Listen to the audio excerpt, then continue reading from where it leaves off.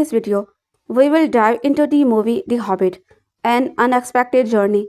Will we discuss the storyline, summarize the plot, and explore the cast and characters? Additionally, we will cover the movie's production details and box office performance. Finally, we will provide reviews and personal reaction. So, let's begin. At the start of the year, The Hobbit was easily one of most anticipated films of 2012, but over time my excitement has been tempered by less than flattering reviews and some bad press centered around director Peter Jackson's decision to stretch this limited material into three feature-length films. But at the end of the day, there was no way I was going to miss this movie. I still consider The Lord of the Rings one of the greatest movie trilogies of all time, so naturally a prequel would be right up my alley. But I was still cautious and maybe a bit skeptical going yet. Could Jackson's recaptures the magic of his first trip to Middle Earth, or is this the example of going the well one too many times?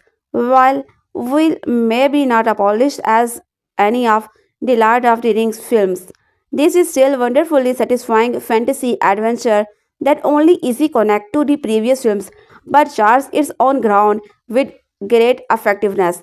First, I have to say that I have never read J.R.R. Tolkien's incredible popular book. In fact, I am one who prefers seeing the movie first and then reading the book afterwards.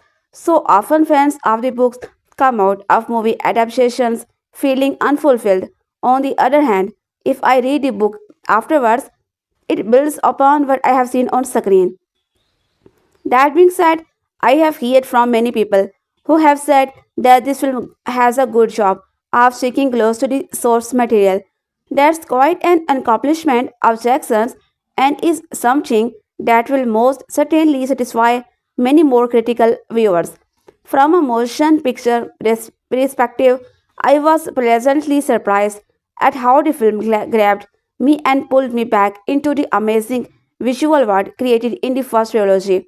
Right off the bat, you feel a beautiful sense of nostalgia as Jackson revisits some very familiar places. There are also many familiar faces such as Frodo, Gandalf, Elrond, Hugo, and Cats. The movie's presentation is also very familiar, and Jackson's strong camera work and amazing locations were strikingly similar to the earlier films, and that's good thing.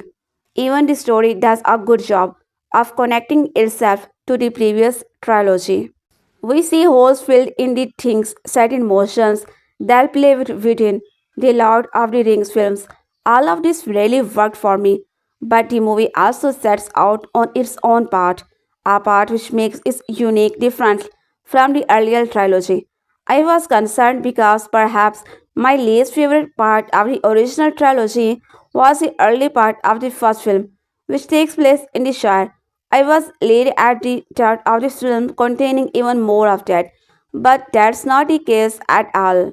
Bilbo begins adventure with Gandalf and a group of dwarves into the world outside of the Shire begins quickly, and the remainder of the film follows a formula that's very similar to the Fellowship of the Ring. Yes, there is lot of table setting as we are introduced to new characters and the quest is defined, but all that should be expected, especially for a big epic scaled adventure trilogy such as this.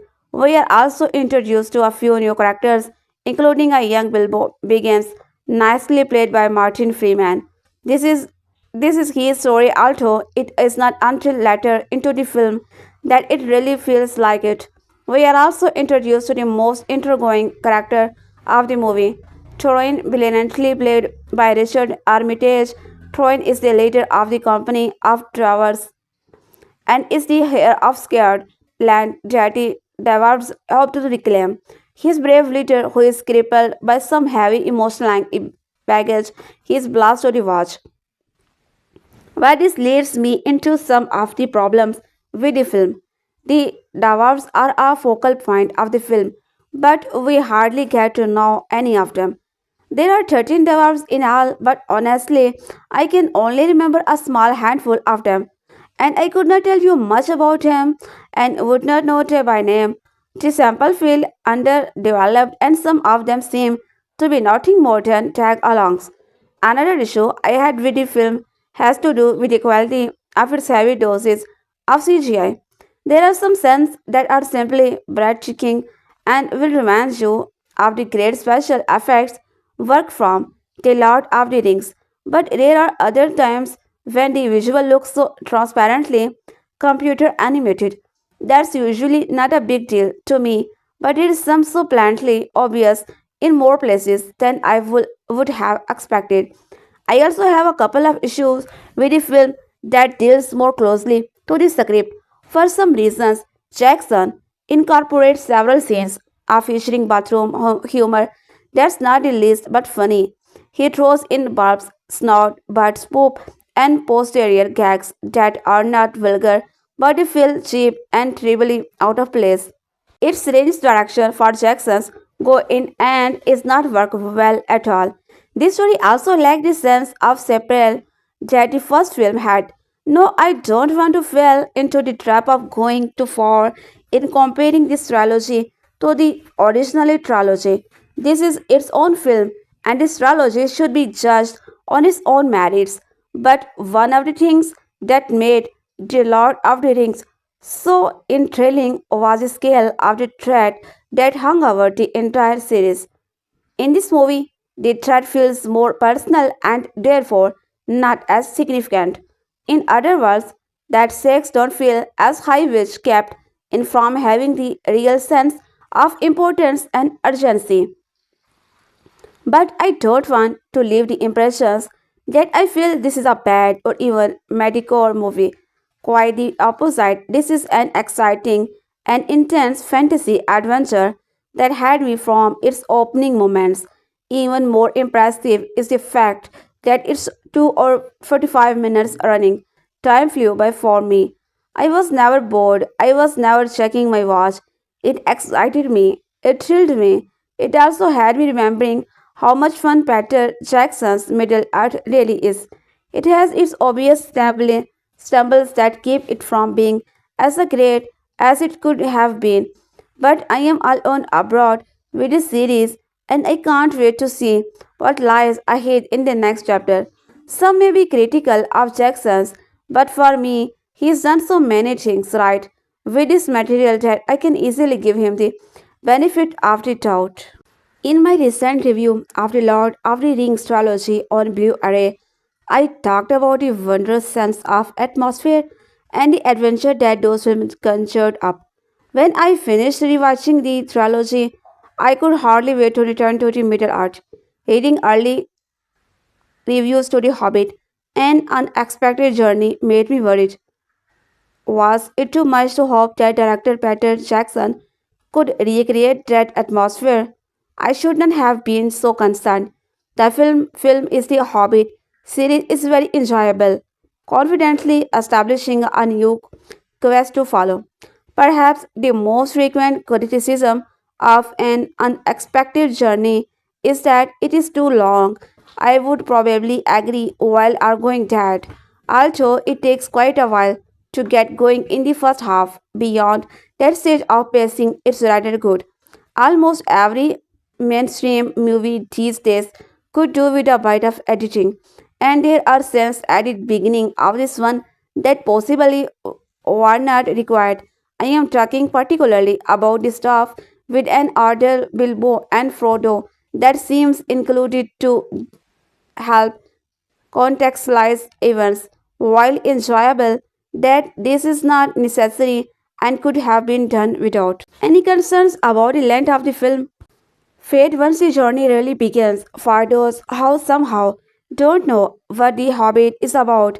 It follows Bilbo Baggins, played by Martin Freeman, as he accompanies a group of dwarves on a quest to reclaim their homeland, Erebor, from a deadly dragon. The wizard Gandalf also accompanies that of the adventure once the travelers are out on the road and dealing with the various obstacles on their path. An unexpected journey become a significantly more entertaining films. It's more atmospheric, lively, and fun. Gandalf and Radagast the Brown discuss visiting matters. It's hardly without its flaws, true, and I won't pretend that it taking a long while to get going is anything other than a problem. There are also issues in the script, which is not able to build an emotional connections to the characters in the same way that the Lord of the Rings film did not yet at least.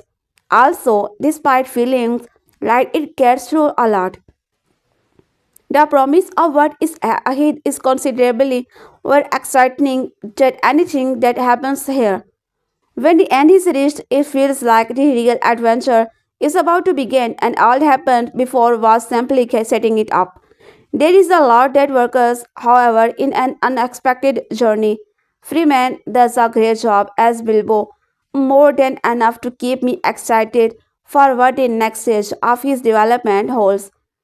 McKellen's Gandalf provides continuity and is probably that standout performance in the films, while Richard Armike's portrayal of Thorin is excellent, with the potential to become something really special as the series goes on. The way that column is integrated into the story first very well, and it's also probably the most enjoyable portion of the film. Atmos- Atmospherically, Jackasson's visions of Middle Earth is as well realized here as it was in these earlier films, so it really feels like stepping back into a very familiar world. The determined Thorin Oakenshield leads a group of 12 adventuring dwarves. However, Store's score is very impressive. It's majestic and epic in a manner that really expresses the feel of the story. He has even managed to incorporate songs from J.R.R. Tolkien's book into the music really beautifully. There is one particular aspect of the technical approach that I feel has a really negative effect on things, so that it is a Jackson's decision to use a lot of CGI effects. They did a lot of the rings use prosthetic and makeup. This film's OTPs for digital effects and motion capture. It works fantastically with Gollum large because Sirix does such great work, but it's far from any being universally effective and it's very obvious to anything watch. Unfortunately, I can't offer any opinion on the film beginning represented at 48 frames per second because I saw it at regular 2D showing. I may check out the 48 FPS another time and I will see what I think of it then. If I do, I will add those thoughts to the review. I simply wasn't keen to see this is it the first time around. At the end of The Hobbit, an unexpected journey, I found myself very much looking forward to the next film in this series. I think that this movie is a great adventure with a couple of glaring issues that many really ruin in some viewers. Personally, I got swept up in these things relatively easily after this slow beginning and enjoyed much of the rest of the films. It's exciting and very enjoyable. I think that Tolkien's fans and fans of the Lord of the Rings trilogy will find a lot to like. The best and the Hobbit series has to offer to definitely remains a hit. 20 years ago, Peter Jackson gained worldwide acclaim after finishing off his magnum opus, The Lord of the Rings trilogy. In simple terms, is a probably one of the best book to film adaptations of all time, probably about as good as most fans of the material could hope for a film series. The films are truly epic in scale. The music, the locations, the cast, everything. The film built on and pioneered new VFX technology, creating some incredible CGI characters like Gollum, who still to this day stand as a testament to the skill and dedication of everyone involved in bringing Tolkien's world to life on the silver screen. The years later, they returned to the world of Middle Earth in the hopes of doing it all again, and he certainly made a series of high budget epic movies.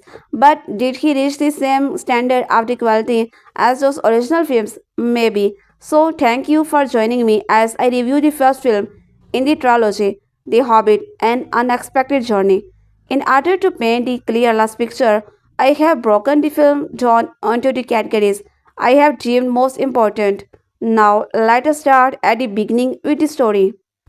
The Hobbit centers around Bilbo Baggins of the Shire, a Hobbit, as he joins the company of Thorin Oakenshield on this quest to reclaim their lost mountain home of Erebor. The film follows the first six chapters of Tolkien's story from the Shire all the way up to the company's first meeting with Azog the Defiler after their harrowing adventure in Goblin Town. Along the way, we learn about Trion's past and why he has set out to his quest. The company faces dangerous enemies such as trolls, goblins, and orcs. They spend some time with the elves of Rivendell and the drawn a fellow wizard to Gandalf. The Grey and Bilbo learns that despite his small size, he can achieve great things and that he has value. It's pretty entertaining adventure overall. However, it's far from perfect. The film opens with a long monologue from Bilbo as he writes the history of Erebor. We even get a cameo from Wood as Frodo begins. Aside from the long intro, I really enjoyed the first 45 minutes of the film. The dinner sequence with the dwarf's introduction is entertaining and the stage is set neatly of adventure. During the dinner is where we see two of the film's several musical numbers. The highlight being the Macy Mountains Cold. Richard Armitage and the dwarf cast kill it in a haunting yet beautiful song. Once all the preamble is out of the way and Bilbo has been convinced to join the quest, the movie really starts. Pretty soon, though, we are shown more flashbacks to characters' history. It's like they're three in the first an hour and a half, and that's a big problem for me as it's all for stuff that feels pretty unnecessary or that could be better explored through creative positions, expositions, and character moments. Instead, what we get is something telling a story. We see that events and everyone looks upbeat, grave, and the story continue. I do like the action shown in these scenes, but I just shown the passing. The opening where the learning of Smaug destructions of Erebor is the most interesting to watch because we never see the dragon fully, which was a great choice. Another example of a pointless flashback is when we encounter Radagast the Brown. We first met him after he mentioned by Gandalf, and I get a sense of the discovering a new disturbance in the forest. This was good stuff. What was not so good was the when the company finally meets him after they encounter with the trolls. Is that we are not treated to another flashback of the rest of side adventure, which ultimately sets up no real stakes for this movie. He could have just told them what he learned off the screen, and we already have enough context from his introductory scene. After this, we have whisked away to Rivendell following a Benny Hill sketch sequence with a pack of orc in Rivendell. We unfortunately see the dwarves being naked in a fully CGI sense that is entirely unimportant. The animation is wild and unsettling. Just decided to motion. It calls it it's odd, really odd. The Rivendell sequence through is pretty solid. I enjoyed seeing Hugo waving his Elrond and he assists the dwarves with reading their ancient runes. I like these scenes because I am a fan of any magical mystery stuff, and the moonlight to read his runs was cool. The minor appearance of the Galadriel and Saruman go in the same bag as the Radagast scene. I get that they set up future events and they probably took place in the timeline, but they feel a little redundant to the current narrative. I think he had expected to explain why Gandalf does not have Rivendell with the rest of the company. Once the company leaves Rivendell, they get caught up in a fight between some rock giants. It's unimportant and I get into the action selection. After this, they find a cave and we get an excellent character moment between Bilbo and Buffer. Bilbo has decided to leave the company as he feels useless and unappreciated. Buffer, played wonderfully by James Nassib, tries to talk him down. It's wholesome scenes that helps establish how the dwarves and feeling about their positions as well as Bilbo's feelings. Martin Freeman is just great. Before getting a chance to leave Thor, the company is set upon by goblins and taken to Goblin Town. Bilbo is separated from the party. The Goblin King's song is entertaining and is assably suitable graphic despite some wonky visual, but the real meat of this whole sequence is the meeting between Bilbo and Gollum. I am not saying that could have cut the entire Goblin Town sequence to spend more time with Gollum, just it feels so secondary to the writers in the dark scenes that it may as well not be more expected of showing as what the dwarves as getting up to up. Because the game of writers is wonderful and his series proves he has not lost any steam in the years since last playing Gollum and delivers an unnerving performance for the tormented Quirion. The depiction of Bilbo's pity of Gollum after he escapes with the ring is spot and you wind up feeling quite sad for him. I wish he had more screen time. A few scenes in the movie gave us glimpses of the villain as the defiler. He is just not very interesting. So when we get the film's climax with him, it's not exactly exciting. He concerns the dwarves in some trees and Gandalf uses clever fire magic to protect them. Bilbo's arc comes around here and the payoff is not bad. He stands up the orcs and saves Thorin. Gandalf summons dead eagles and they get away. Thorin's arc is really odd. He is just mean to Bilbo the entire movie. But then after Bilbo saves him, he decides he is the best guy ever. The film ends on a hopeful note as they are much closer to their goal. We then get a final scene showing Smaug awakening, and that's that.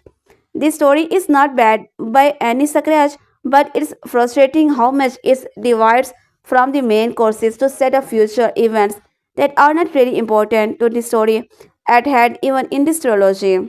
Characters. In this selection, I will break down the characters and give my thoughts on how they fared in the films. Bilbo Baggins is the saving grace of this movie. I can get frustrated with so many choices the director and studio made, but casting Martin Freeman was not of the bad choice. His shyness as Bilbo is very scene he is in. Freeman bringing so much character and heart to Bilbo. It just makes me wish the film spent less time with what felt like two or three plot lines and more time just hanging out with Bilbo. His arc of self discovery and finding his worth both to himself and the company is pretty heartwarming. The dwarves are up next. I have grouped from together causes they are just not yet interesting. Philly, Dowell, before Bomber, Ori, Oin, and Golin. In case you forget immediately after watching the film, those are the name of the dwarves. They are not Balin, Troin, and Killy. Killy gets a special mention here because he's the hot one, which is the more character that the rest get. As for Balin as well, he is a voice and has a big white beard, so you remember him. He still, for some reason, this was Elrond despite being the voice of reason in the group. Boffer was probably my favorite dwarf. Has a great heart with Bilbo that is integral to his arc. So he is very good sporting cast member. Gandalf is a wise, calming, and genius awesome when he needs to be. Is a witty Lord of the Rings films. His magic is not as open and in your face and is a much more subtle nature. Sir Len McLean does an excellent job, and it's always wonderful seeing him in this role. Elrond does not have a very big role, but I decided to mention it because he has an impact on the adventure. If you have seen Lord of the Rings, he is about what you expect, commented, commanding and cool, with a helping commanding and cool, with a helping of frustration at the dwarves and Saruman both make appearance and they are good. Nothing to write home about. Ashok feels like he should be in post-fight for this movie, but ends up sticking around for parts 2 and 3, overstaying in his welcome. Ashok is responsible for the murder of Thorin's father, and that's about his only claim to the fame. He is not very intimidating causes his design is a bit of the and he does not interact enough with the main character for us to care. Azog also only speaks Orcish, which means he tends to just grunt and growl his through scenes, wasting Manu Bent. His talents is an actor, but of course he should speak Orcish as he is not Orc. But it just makes for very unengaging dialogue scenes whenever she is on screen. That wraps it up for the characters. Mostly, I found them to be fine, but nothing to write home about, and definitely lacking one compared to the Lord of the Rings. Aside from the new, really great standard, of course. Next up, I have to discuss the film's music, cause yeah, it's great. Music. Howard's short so code is excellent. As with Lord of the Rings, it brings as game and it delivers a suitable score for these new characters that manages to stand his own. There is a strange moment through where the theme of the elves plays, but for the elves for Rivendell. I can only assume that Shore did make this decision and this makes studio maintain because otherwise he is so careful and thoughtful with musical choices. The company's theme being is orchestral epic take on the mystical mountains. Song was genius and once again serves to make sense of characters walking through wilderness look exciting. He captures this sense of adventure perfectly. The new music the film has to offer is overall great and captures the music of Middle Earth, and it's great here. Old classics like the Shire and Revindel so course. Next level up talks action because I have thoughts. Action. The action in this film is certainly product of the era is come out in think. Lord of the Rings has such more choreographed action that is very engaging in an unexpected journey. That is unfortunately not the case. Most of the action is just super cartoonish and floaty then mostly with CGI and locking any real stakes. The dwarves get tossed around and stand back up easily, as if nothing happened at all. It's not all bad looking dots, it's just kind of nothing spectacular, which is disappointing when contrast with the game before. There is a particularly orgia's sequence where the company is caught in the middle of a flight between several rock giants in a thunderstorm because dwarfs dangerously crossing a mountain range in a terrible weather is not enough stakes that had to throw in rock giants. The whole scene's in a bit goofy, as at any point we will see one half of the group apparently crushed, and everyone is shocked and sad, only for them to have miraculously survived. The other notable action scenes in the escape from Goblin Town, which is just as silly, with lots of running around effortlessly carving up CGI arc as the place crumbles around him with no real danger or threat to safety. So, yeah, I did not really love the actions. It's not the worst ever. It's definitely something that might keep you entertained, but it does not hold a candle to what came before. Effect of particular and digital. The Lord of the Rings films are well known and highly praised for their various incredible digital and practical effects. The film won several awards, such as the Return of the King's Oscar for Best Visual Effects. An Unexpected Journey was indeed nominated for Best Visual Effects, but aside from Column's appearance, which is the ultimately speculator, I don't see it. The film does not look bad, but none of the effects hold up as well as The Lord of the Rings, especially the eagles, maybe its rose colored glasses, but I just thought they looked better in the other films and a little fake and the classically in this one. The orc looked excellent, which is the win, but then the Goblin King, voiced by Barry, looks rubbery and video gamey. There are a lot of digital shots in place of what were once practical. The Shire of one is over bright and satured, losing its homely qualities and instead looking more dreamlike akin to Rivendell. The hair and makeup are wonderful. The dwarves' beards are large and expressive and well made. However, beardless characters often have a strange smoothness to them which is off-putting. It never looks quite as natural as a Lord of the Rings films. Well, I feel have been largely negative, and I don't like to be. I love Tolkien and Lord of the Rings films, but I still have to be honest with myself and how I view this movie in 2012. I remember really enjoying and it were being excited to see what came next. At this point, I want to watch the sequence, but more so because I want to see what the extended editions have to offer than actually being excited about them. In saying all of that, I had a fun time with this film, and I think that for people not so close to the material, there might be even more enjoyment to be had. There is a lot of exciting stuff on screen, and as it's 3 hours long, you definitely get a lot of bang for your buck. It's fun being back in Tolkien's world as well. I give the habit an unexpected journey. Pop culture can be forgiven if they approach Peter Jackson's J.R.R. Tolkien's prequel trilogy thinking about the Star Wars. Will this next but previous chapter is one of Freedom's key franchises broaden the cinematic universe we love so much? Or will this be another case everywhere they should have let enough alone? Well, as it's so frequently this case in life, I can't give you such a black and white answer. For starters, we may not be able to full analyze The Hobbit until all 3 chapters are in. Nevertheless, here we are an unexpected journey does indeed have a lot going for it. It is also saddled with tangent scene that never end for too many beats, whose sole function is to be remind you how much you love the original Lord for the Rings films. The story of an unexpected journey is quite light.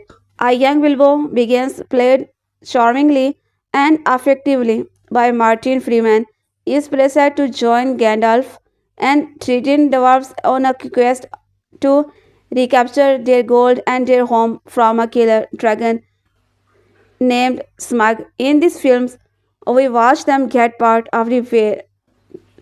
Much as the Return to King had a string of ending, an unexpected journey has about the beginning.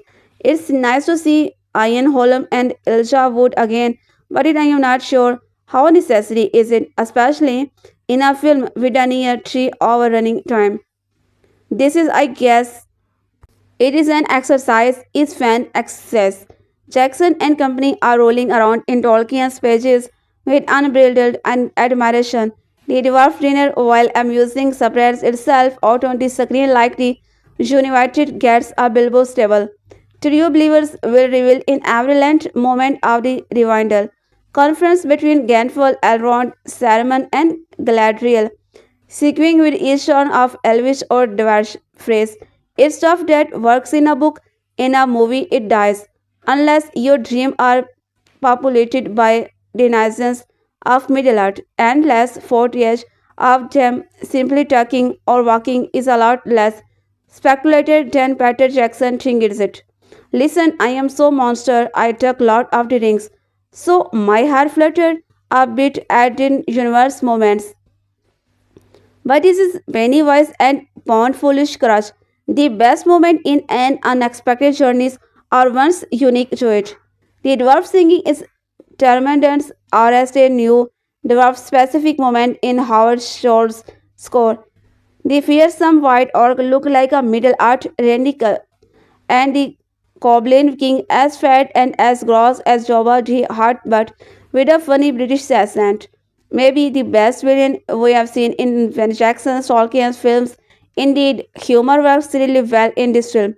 And it's good thing too, considering that the stakes are considerable lower. The picture ends well with 2 major action set pieces as well as run in this Smago. Bilbo is finally accepted by his comrades and they can heavy on this being a quest to return home. Rather than just capturing gold, you will leave to a smile even if you spend a good portion of the past having if you see this film in the new HFR 48 FPS format. You will likely break into the lively discussion as well. I am sure the film's visual appeal is on par with Jackson's other work, but the HFR 3D you will be too taken with the strangeness of the new format to compare. In 48, good is not a case of good or bad, it's an aesthetic choice. Likely Michael Mann's use of video in public enemies. I never got used to it. In fact, I found a distraction when Horn was giving Valley exposition. I could not hear a word if it because everything looked so unusual and that's what held my attention. Here are some things you can expect. When people run, they look like they are on the Benny Hill show. Fire look wide. This does not matter too much when it is just a burning hell, but when it is diagnobrate or hurled flaming weapons, it is a problem.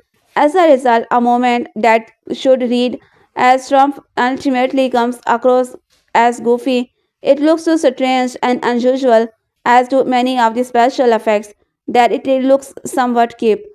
Anything shot in daylight looked like a BBC production from the 1970s. The moment is too smooth, and yet when the camera moves to look somewhat jerky, you really recognize the cuts between the extraneous effects shots and sets. There is a scene of a cliff where some chance flight that probably look traffic in the traditional format. The Hobby Unexpected Journey opens in theaters on December 14th. Jordan Hoffman is a writer, critic, and lab-set filmmaker living in a New York City. His work can also be seen on Film.com, Badass Digest, and StarTurk.com. The Hobby and Unexpected Journey is Peter Jackson's is best Tolkien film since Fellowship of the Ring. Here is why. Growing up, I read The Hobbit and all of the Lord of the Rings books several times, but as an adult, I never reread Tolkien's first novel of Mid-Earth. The story of Bilbo Baggins certainly never faded from memory, but it's hazier than the latter books. I am glad about this to some degrees, but also a teeny but great regretful. You see, having read all three parts of Lord of the Rings rather more recently when those films came out, I found all sorts of the things to nitpick. Some of my more legitimate grips at the time were made more irritating because of this, and the cutting of the Shire rebellion and Tom Bombadil irked me more than they might have, and I did not read novels in 15 years.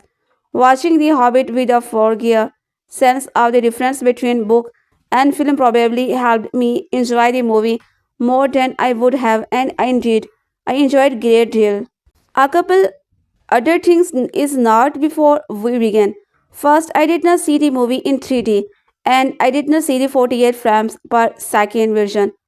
I suppose I am old all diluted it when it comes to me cinema, but I prefer it into dimensions at a comfortable 24 fps. Others, like Sunny Bunch, found a higher frame rate experience disconcerting.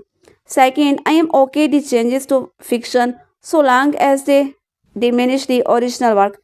I think that some change to the original trilogy were damaging, but none of the change, even in the troll scenes, to the Hobbit fundamentally altered it in a way that negatively impact the story. Quite the contrary. This is the story of a hobbit in an oversized world, a band of dwarves, and a terrifying dragon.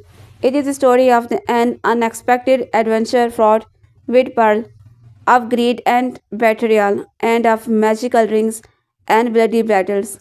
But it is also the story of an exiled dwarf killing and of mysterious Sauron long thoughts that reforging his dark power in secret. It is a story of events transpiring is the build-up and even greater war, a war we already witnessed in Lord of the Rings. Because it is all that stories and because it exists within the broader context of the One Ring mythology. Jackson has scored of appendix and added a great deal to his adaptation. One suspects he will add a great deal more before all three films are finished. The differences between the Hobbit book and the Hobbit movie. These editions try the Hobbit trilogy more closely to the Lord of the Rings.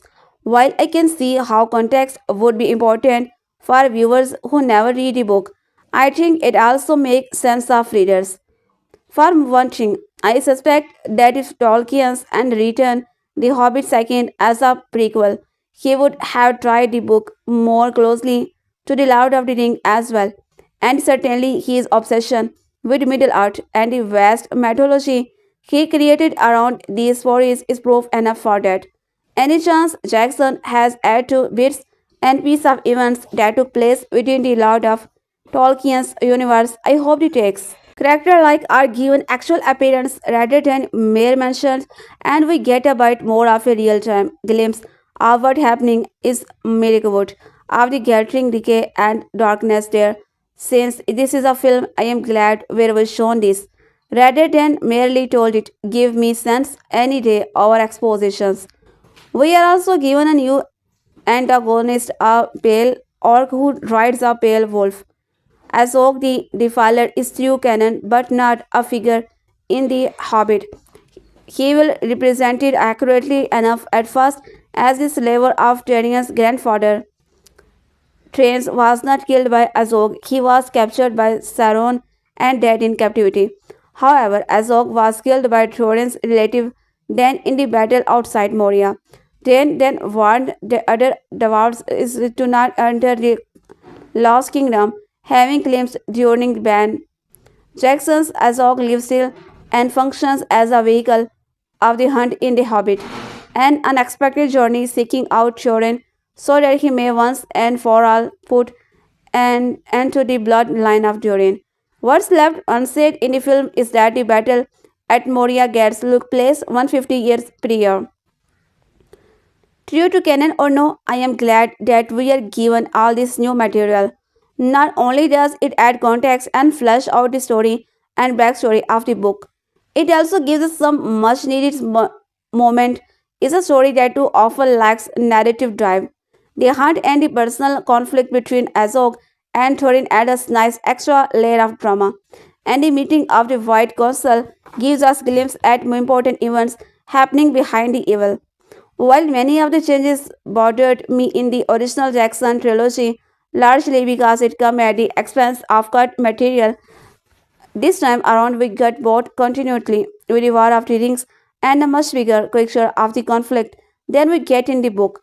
This and the fact that Martin Freeman is an excellent Bilbo and a welcome change from Elijah Wood are some of the reasons I think The Hobbit, An Unexpected Journey, is the best Middle Earth film since Fellowship of the Ring. Another reason I enjoy the film so much is the emphasis on Thorin. The Thorin of Tolkien's fiction is not the same dwarf presence in Jackson's movie, but I am honestly more interested in the more complex hero figure Jackson gives us than incompetent, greedy Thorin Tolkien's created, even if Tolkien's Thorin found his own redemption in the end. Thorin, played by Richard Armitage, is something of a mix between Aragorn and Boromir. He is proud, brave, admired, heir to the once great throne. Like Aragorn, he is on who aspire others, whose courage and honor make him a respected leader. But like Boromir, he is impatient and reckless, quickly to dismiss advice or help. Like Boromir, throne is too proud, pride will be your downfall. Gandalf tells him, which is true. The emphasis on throne is interesting, and some have written it off as taking the easy Hollywood role by giving audience the hero they apparently needed. I disagree. I like the idea of Thorin as the tragic, flawed hero, In Jackson's film, he is dismissive of Bilbo and almost cruel to him. He is hearty and impatient rather than petty and rude, but he is also brave and admirable. Someone you want to like and whose blacker moods come as surprise. I think his ultimate decisions later in the story will be more galling because of it, and its character will be more interesting. Troin is otherwise feels more like a real person, and I suspect then his story will not be more tragic and pregnant. Because of that, this is in keeping with the fall from grace of Boromir in Fellowship of the Rings.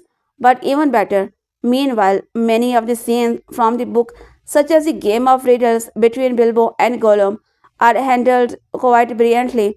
My only real complaint is sense that the roles which I thought worked better with Gandalf as the primary trickster, Bilbo saves the dwarves enough later on. His and Thorin's heroines towards the end of the film also felt out of place. Okay, but do we really need three Hobbit movies? The short answer is yes, and now for the long answer. Thanks to all this added content and the fact that he has the budget, Jackson turned the plan to part films into the trilogy. I was convinced at first that this was a cash cash grab, but I am not at all certain of that now. First, the story is given plenty of room to spread its giant eagle wings this time around. There are no glaring cuts and extended action scenes can do exist with ad scenes like the meeting of the White Council or exploration of the decaying Mirkwood or Greenwood prior to its turn of the words. The film has many gorgeous moments, and I never felt like it's dragged or got bogged down. Rather, this time around, I felt like I was getting a more complete glimpse into Tolkien lore. I wanted to linger on many of the shots. I would not have minded on another 4 hours so Fodic. The second reason this book needs three movies is that the trilogy better mirrors that narrative arc of the book. It's basically a classic three-act story after that. The story film is roughly the first act of the book. The journey is to the edge of Mirkwood with a band of heroes safely deposited by the eagles in the sight of the lonely mountain. Rhinwandel, Gollum, the trolls, and the great goblin all make an appearance. It's very similar in structure to Fellowship of the Ring. Act 2 bring out hand of dwarfs throws the spider infested wood, lead them to their in conflict with the wood elves, and finally take them to the mountain, Dale, and the short. Perhaps a little late to post this now, but better than ever, I guess. So here's my review on the first installment of the Hobbit trilogy, written after a copious amount of repeat viewing and the span of a few months. A word of warning. I have not divided this post into different parts, resulting in a rather lengthy review. I have added screen caps in order to both reference the text as well as to provide some color and life to the thousands of the words that follow. And as always, some spoilers from the book will be present, but I have blanked out the relevant phrases. So all you need to do, read the spoiler, is highlight it with your mouse. Read if you dare. Introduction. It needs to be stated very clearly that the main attraction and the magical qualities of this first film lie in the ever appreciating experience that is gained after each viewing. Indeed, this has not only been expressed by me but by many others that each time one views an unexpected journey, there is always something new to learn and see, and every time the experience is more enjoyable than the last. First, if you are not a wide fan of the Rings trilogy, the first installment of The Hobbit will, will definitely draw you back into the much missed Middle Earth. Many returning characters and the familiar locations bring back a strong sense of nostalgia mixed with delight at the prospect of the reliving many of the moments in the original trilogy. However, an unexpected journey must be identified as a separate film, an introduction to Middle Earth to any of those who are not familiar with either the book or the previous films.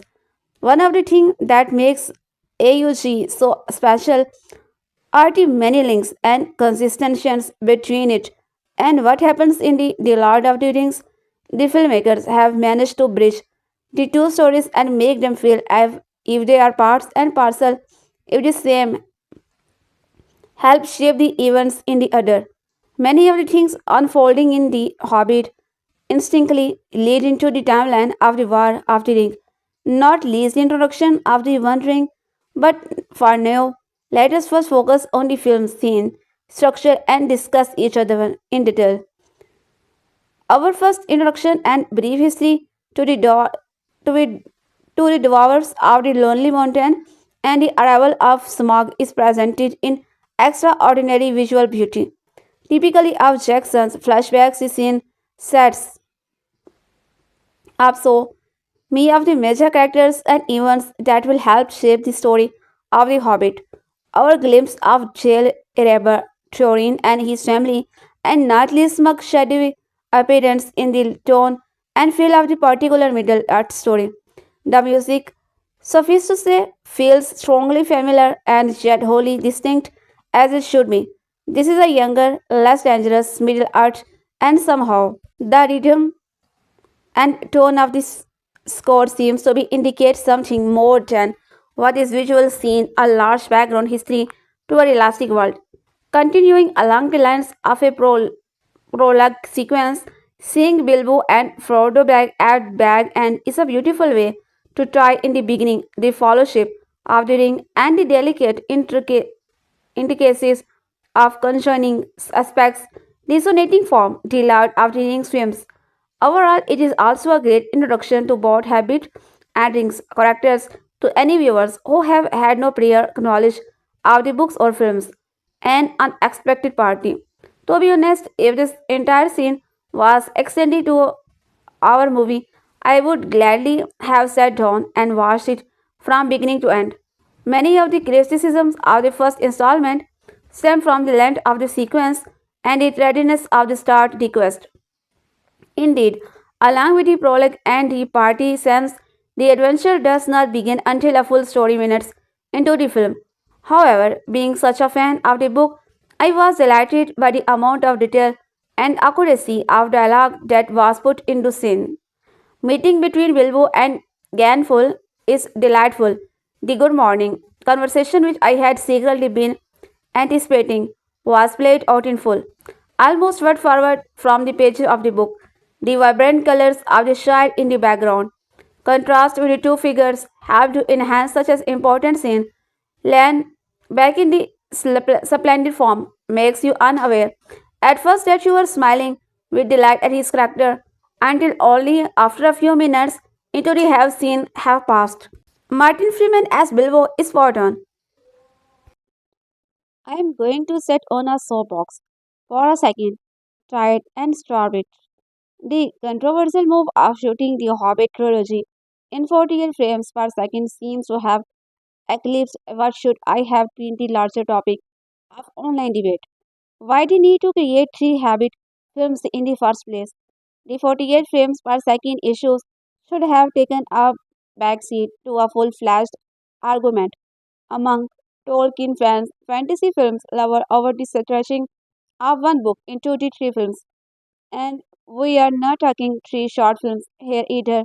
The first hobby, The Hobbit An Unexpected Journey, runs to hour and 49 minutes and should have, if the world were fair, been named The Hobbit, The Never Ending Journey. Unlike other 2 hour plus productions, you feel every single one of those minutes when you are sitting through The Hobbit. An unexpected boring journey. By the 48 hours, instructions show the three film issue into the background, which might have been just what Jackson's and Warner Bros. Wanted. Don't get me wrong, I came into the Hobbit screening believing I was going to be seeing one of the best films of the year. I loved all three of Peter Jackson's Lord of the Rings movies and expected to wholeheartedly embraced the first Hobbit movie. Sure, I was a bit skeptical when Jackson announced he would add a third film to the Hobbit series, but I trusted Jackson to not only satisfy Tolkien fans with his ability to bring the source material to the screen as faithfully as possible, but also to craft an entertaining movie that could be enjoyed by those who would never pick up a Tolkien novel. However, perhaps this time around Jackson has tilted the scale towards the hardcore fans, away from making the best movie experience possible for casual fantasy film goers. Jackson and so screenwriter Fran Walsh, Philippa Boyens, and Del Toro booked Don't the Hobbit, an unexpected journey with so many minutes unimportant details that the pace in the unlike his Lord of the Rings trilogy is classical. How many times do we need to see the crew of Dwarves, a hobbit played by the Martin Freeman, and Ganful DK walk through valleys and forests and around hills and mountains? Yes, these scenes do look absolutely gorgeous in 48 frames per second. But that alone is not reason enough to include them in the movie. They also felt the need to focus on the fact that Glenfull had his thoughts off at all times, which was a small detail that was completely unneeded. Also completely unnecessary is the inclusion of Radagast Brown, an accompanied grassy wizard with bird poof down his face and nothing of importance to contribute to the plot, and it could not have been summed up some other way in for a few minutes, and who thought it was a good idea to include a couple of scenes of the dwarves singing, maybe a send or two, but they talk about an annoyingly interesting musical numbers. This is not The Hobbit, an unexpected musical. Now, not everything about The Hobbit, an unexpected journey or goes wrong. The dwarves are well cast, and it's great to see Lan McKellen, Hugo Weaving, Anne Hullum, Elijah Wood, and Kat Blanchett back in the world of hobbits, elves, dwarves, and the wizards. The sets are first rate, and the customers are top notch. Yes, you would expect from a Peter Jackson production. The makeup, however, was terrible. The original makeup artist must have quite because he aged back because of terrible and he quite silly on some. And I swear, if the hairline for Lan MC Callan's wig was any more obvious, it would have fallen off. Now, when Andy Serkis finally appears into hours hours into the film, it's not only a welcome despite from all the walking, but also a critical scene that's well written, short and acted, and a scene that effectively ups the film's pace.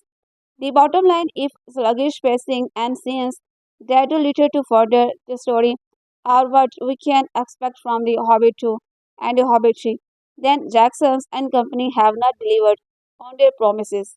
Just because you can do three movies does not mean you need to do three movies. And The Hobbit, The Dissolution of Smaug, and The Hobbit, they are back again, are going to have to live up the work. Make that surpass the work Jackson and his team did not Lord of the Ring if they want to hack those after sitting through this first entry in the new franchise. I give this 10 direct ratings out of 5.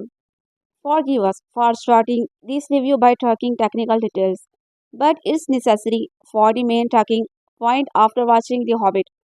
An unexpected journey in its return 48 is not unfortunately because about the skill of the adoption, the epic strip of the much loved story, or Peter Jackson successfully returned to the Middle Earth. Instead, it's about how much like a cheap TV soap opera much of it looks like. The suspension of disbelief is what cinema is pulled upon, whether it's simply accepting one person can pretend to be another, or something grandiose as believing a man can fly. Films are not nothing about it, and this suspension of disbelief is one step closer to being ripped away by high frame rate. It essentially makes most of the film look completely unrealistic and fake, which is grand fantasy film is not something you want. While it works superbly in the large scale set pieces and with CGI, removing the boundaries between what is model work and what is computer generated. Whenever it cuts back to the actors, you instantly back in the studio with them, completely with terrible lighting and obvious prosthetics, and away from Middle Earth. It's the first thing you notice from the very first scene, with a jerky motion, blur apparent, and many of the actors' movement. You will barely be able to get used to it over the 3 hours of the films. And as much as we like seeing every pore of Martin Freeman face, this is film best watched with the more traditional film substance of 24, which is a real shame as The Hobbit, An Unexpected Journey is a triumph in almost every better regard. If you are a Lord of the Ring fan, you will be in heaven, capturing the spirit and tone of the children's source novel perfectly. The Hobbit is much lighter affair than its protagonist for beer, but the same time is obviously of the same world, albeit is a world which is not yet under the dark threat of Sauron, telling the story of Thorin ways to drive the dragon Smaug from his ancient home of Erebor, aka the Lonely Mountain. It is a tale of accepting adventure and becoming the person or hobbit that's inside of you. The film is an act once familiar and excitingly new, embodied in the character of Bilbo Baggins, played by both Ian Holm and Martin Freeman. While Holm is the same Bilbo we know and love, Freeman brings a welcome, adventurous sensibility to him, a hobbit who is not afraid to go out and get things done, and the obvious model for Frodo is been made to be a bit of action hero in parts. But Freeman handles everything thrown at him and aplomb and giving the audience the perfect introduction to the familiar yet different film world. The dwarves too are expanded upon, not just called upon to the comedy relief of Gimli. They get backstory and the depth. While it's hard to keep track of who is the 12 of them, they each get their own little moment to shine and prove to be a far more riotous bunch of traveling companions than the fellowship. There is much more of sense of fun about them too, even with Richard Armitage, children glowing him dance chance he can get. They are not only for few faces either, as Sylvester McCoy appears as Radagast the Brown, a slightly odd wizard who is discovered the return of the necromancer. It's manic, excitable, enjoyable turn that sums up the tone of the movie. Lighter, more carefree, but with a sense of menace just around the corner. Returning characters are also given their dues, but luckily not in Star Wars prequel shows hard in kind of way. Its subjective film is based on a strong pre-existing book, and so the characters have set roles to play and don't feel extraneous to the plot. But there was always that slightly worry. Gainfully, the Grey is back in action, and it's a treat to have him return. Sir and McKellen is clearly enjoying every moment, and Bilbo is the heart of the movie. That Gandalf is the soul, as well as the great face of Angesi, Goblin King, which is easily the best sequence viewed in a Shire, marrying together actors CGI and models in seamless and spellbinding way. He also gets reflects his romantic chops in a sequence with the White Council, one of the scenes taken from the appendix meeting with Elrond and Saruman. They foreshadow all the terrible things that are about to befall Middle Earth. It's a brilliant to hear Chris for Lee again and see has lost none of his dark power, even if he is good this is time round. However, the most excited buzz went around the screening room as Column came on screen as tragic, evil, and pathetic as ever, and his possession of the One Ring. Some may take issue with the film's length and slow start, but this reviewer loved it. If you are a fan of extended editions of then you will appreciate the time of takes. Stretching the slim book to the trilogy is obviously going to leave the films with some pacing issues, and we go about 30 pages in 3 hours. While it does take its time to get going with the quest, it's never outsays its welcome. We could have easily sat here and watched more, and the last 45 minutes are a blast, with an ending that makes you want it to be next December immediately. What is the more of concern is the obvious CGI. First, this film is compared to the Lord of the Rings trilogy. They are the Lord monster which don't exist outside of a computer. And as one of the main strengths of the previous films was its monster makeup and tactical nature. This is to its determined, especially as outside of column, and some of CG work is not brilliant, which is shame, as The Hobbit often conveys a sense of wonder and marvel that is absent from the grown-up sequels, and which is often truly captivating. It's very good movie, but not a great one. It lacks these standout jaw-dropping moments from the original films, and it feels like it's saving all the best moments for the later movies. Nonetheless, it's film which we are already looking forward to seeing again and soon, just not in 48. On the evidence, 48 FPS is a horrible way to shoot and exhibit the film. We can, but Hobbit turns out to be a passing fad. In short, The Hobbit, An Unexpected Journey, is a movie which can transport you to another place entirely, provided you don't see it in. No, thank goodness, only 2 weeks more. My heart sank it fast. I think I have devoted enough time to Gandalf for now. I and McKellen on whether the addition of a third film meant a lot more work. I know exactly what he means.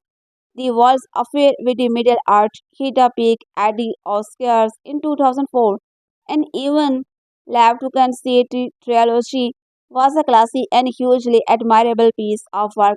Whatever their thoughts about emotionally investing in magic rings, silly names, labs, and small, hairy-footed people, the interim period while the Hobbit's rings were sorted out together with Peter Jackson's legal wrangles with new line for the continuance of Middle Earth in a limbo.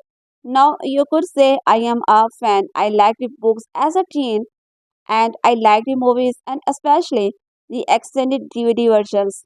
One of the few times when more narrative actually means the story goes faster and it's much more satisfying. However, I somewhat regret to say, being there and back again, John 10. I have spent 9 hours in the cinema and hour 30 rewatching the discourse. So looking forward to The Hobbit was this time around much more of a vicarious experience.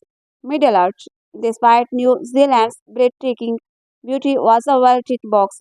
My son and partner were more, and that was enough. I will talk about the higher frame rate later. So, what's about the movie?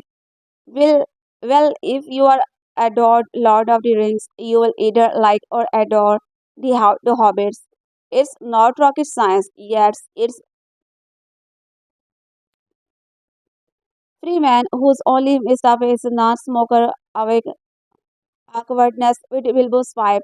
Isolite is driving double, so watch how he processes his choices and chances after Gollum says, if you win, I show you candy way out.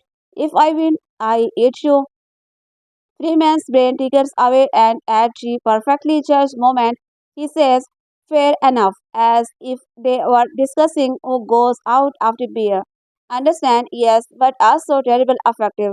His look of confusion before the movie's most heartfelt moment is also precious. It's not hard to see Freeman as Bilbo because Bilbo, one assumes, has all of the Englishman traits reserves a bravery man, called for love, for comfort and traditions, and the modest ability to be surprised at hidden resources that emerge in time of stress.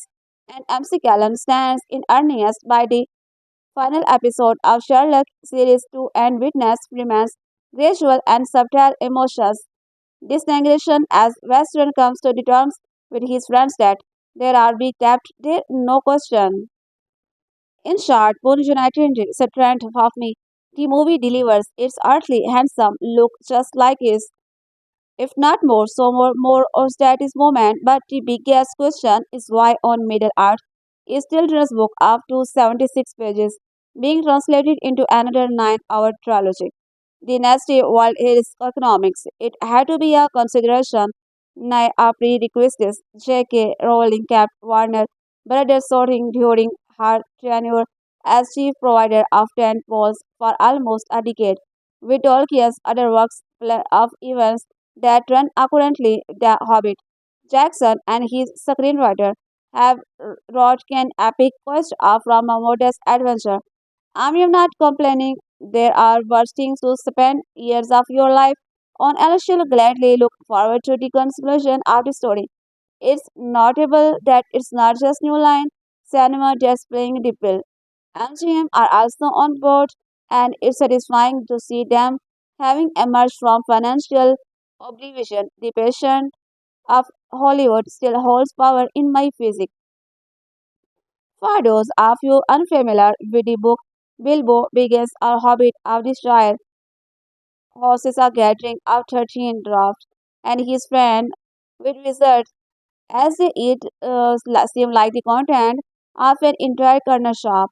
It's revealed that Gandalf has marked Bilbo Tone as the team's burglar.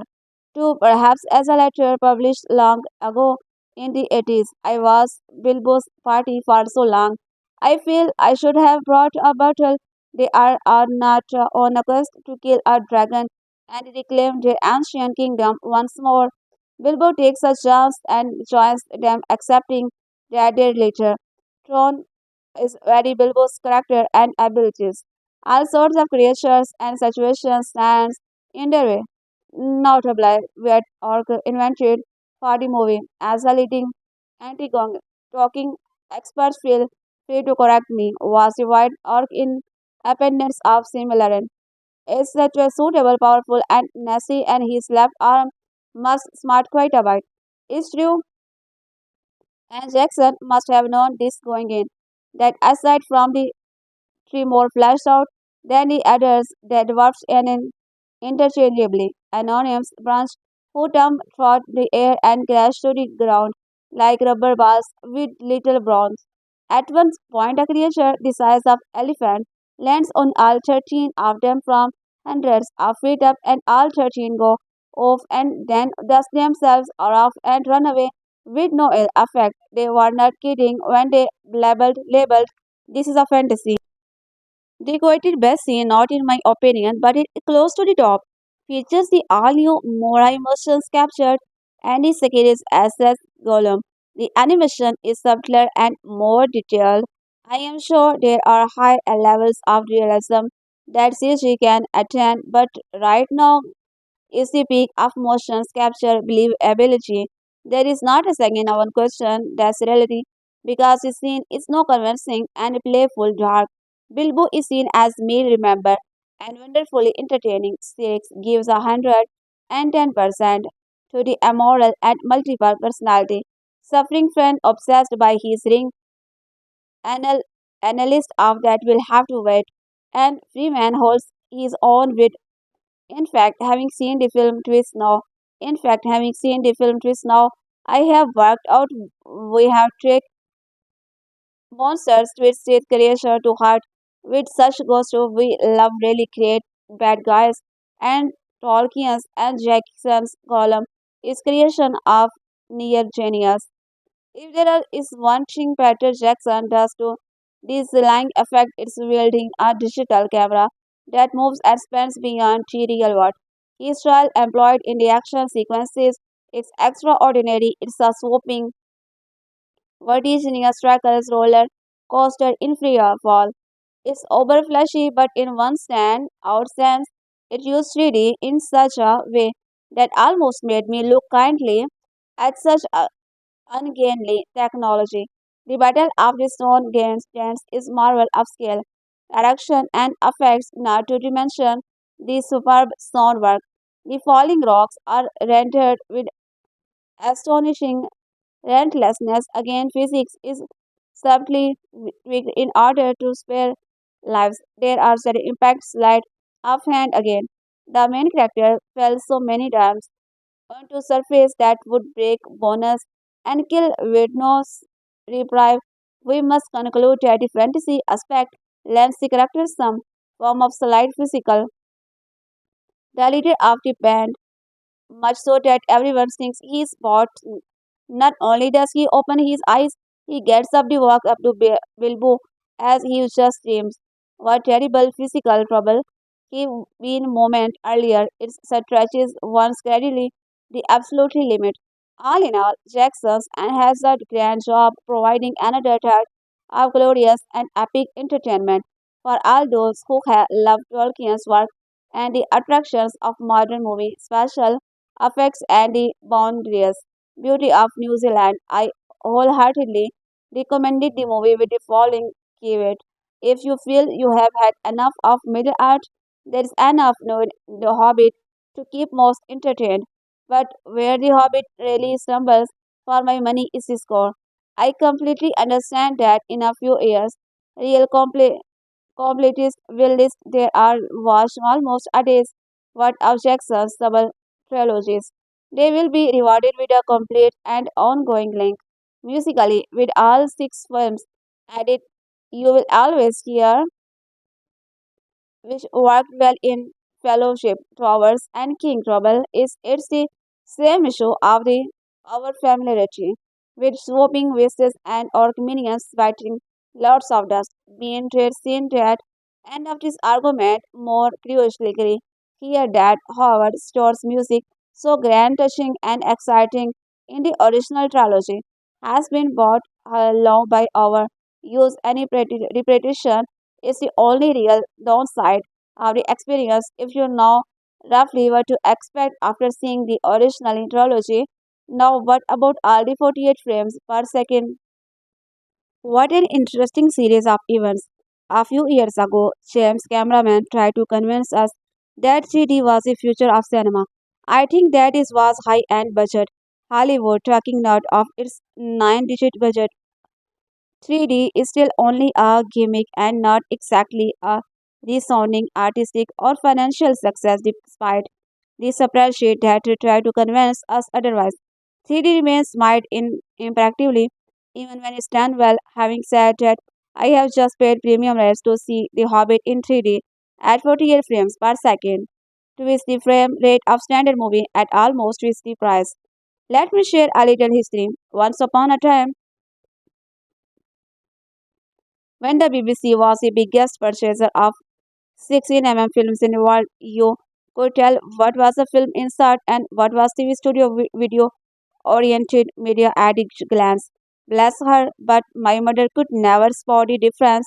But to me, it was obvious. Video had a clean antiseptic look, and an almost infinite depth of field. Artistically, not a good thing. Most sitcoms shot in the 70s have very obvious studio scenes and those that required portable, lightweight cameras to shoot on location. Outside, 16 cameras. Video was sharp and flat. Film was rounded, rich, and had what's known as the film look. Kodak used to say that the difference was the same as the battery in plastic and wood. Kodak had a point, but the simple fact is that we all instinctively know what the film hook is expect. Perhaps my mother and 48 frames per second is about to consign the film look to history suddenly is doubling of the frame rate has lightened the end of what we used to comfortably known as cinema.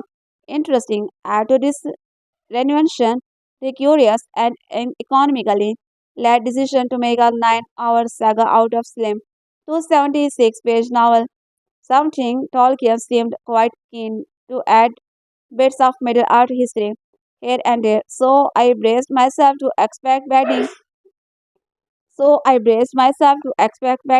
What I did not expect injured me significantly. Booking online for this particular choice of cinema does not give you the choice between a 2D presentation good enough for the original trilogy, 3D presentation standard, and the what's known as Shafar presentation higher frame rate.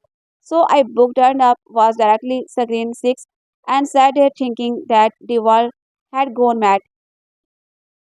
To my eye, 48 frames per second added no significant difference to the cinema viewing experience. Obviously, all those naysayers who compared the technology to 6com and pointed out the practical fakery once discussed by film grain is now out in the open for all to see. We're all talking out of their pointed heads. But over a 13 I was beginning to suspect their truth. There was no signs on the cinema doors. No user gave me the choice of the three screenings available. And then I know in my bonus I was watching a standard 24 frames per second 3D screening.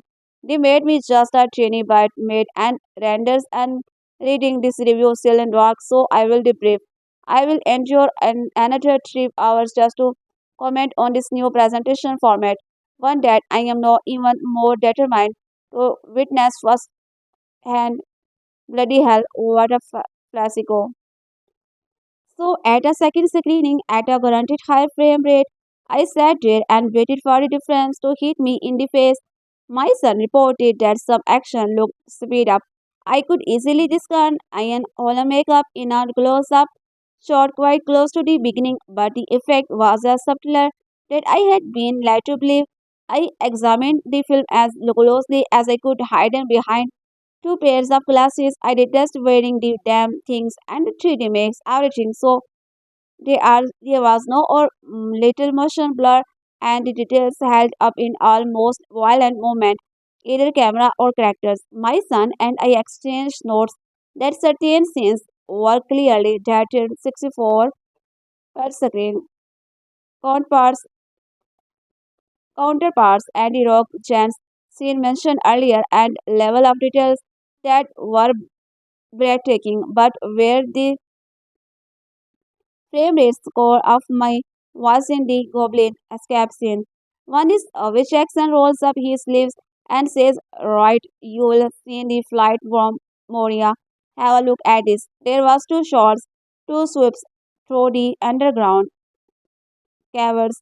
When I felt physically wasn't I good truly. Perhaps this is why the increase in detail. I live into the real, but reports on the 48 version have varied too much that I am beginning to think I may be physically unable to appreciate the frame rate or be irritated by it fully.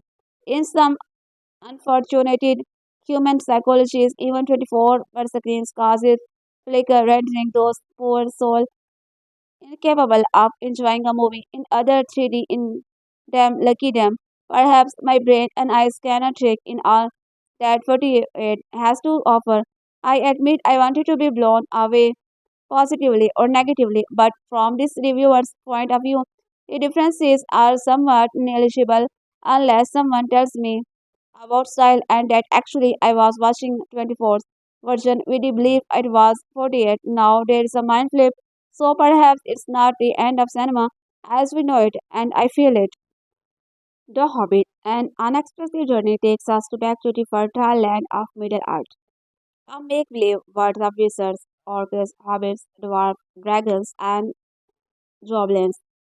The Hobbits, the film, is the first entry in a trilogy of prequels to The Lord of the Rings, arguably the most beloved fantasy franchise of our time. With Peter Jackson's making helm, it follows the same tone and mission sense of the Rings trilogy. We are introduced to few new characters, but it's ultimately the presence of some of the familiar characters what warms our heart.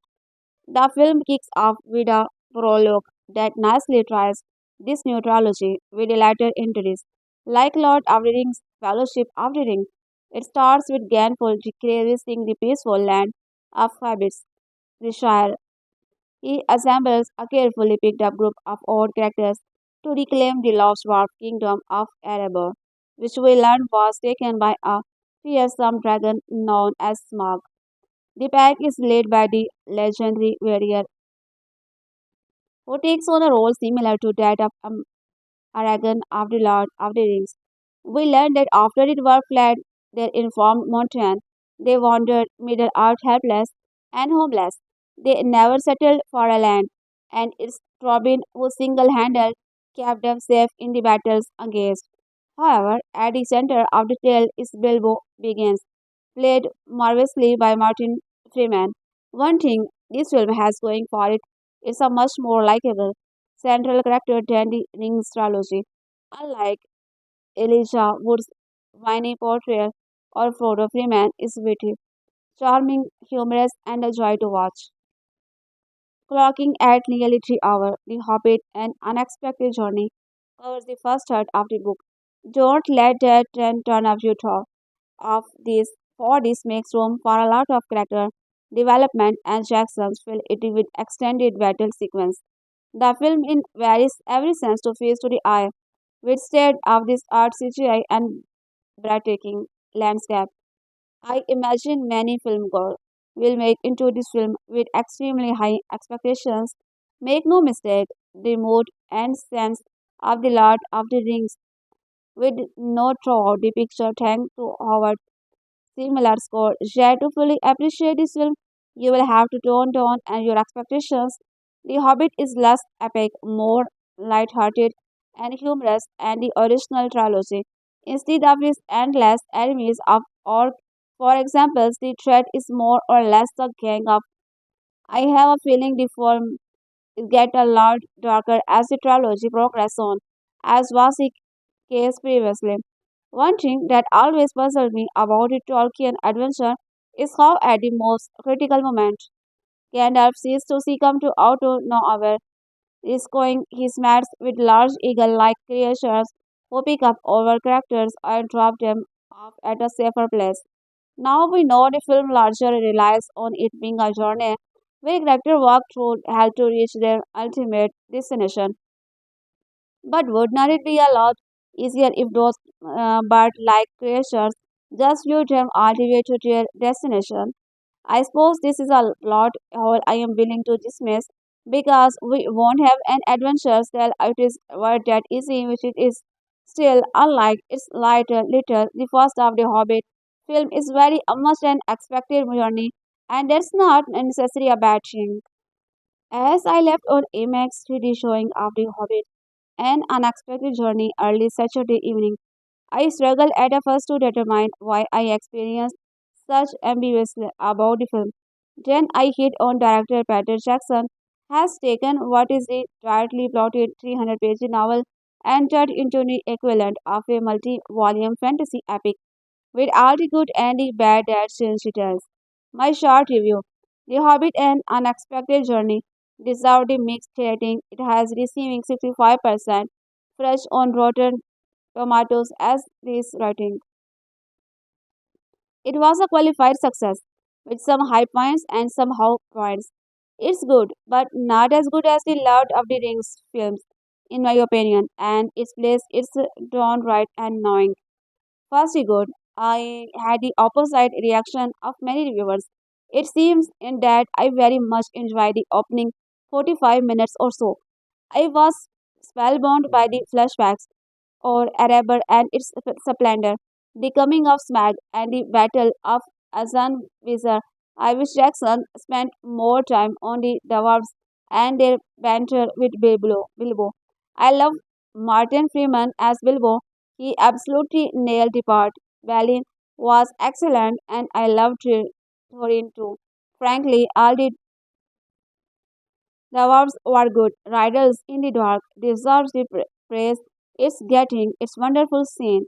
So that said, what irritated me about the films is apparent if it was not already that Jackson has zero subtitle as a director.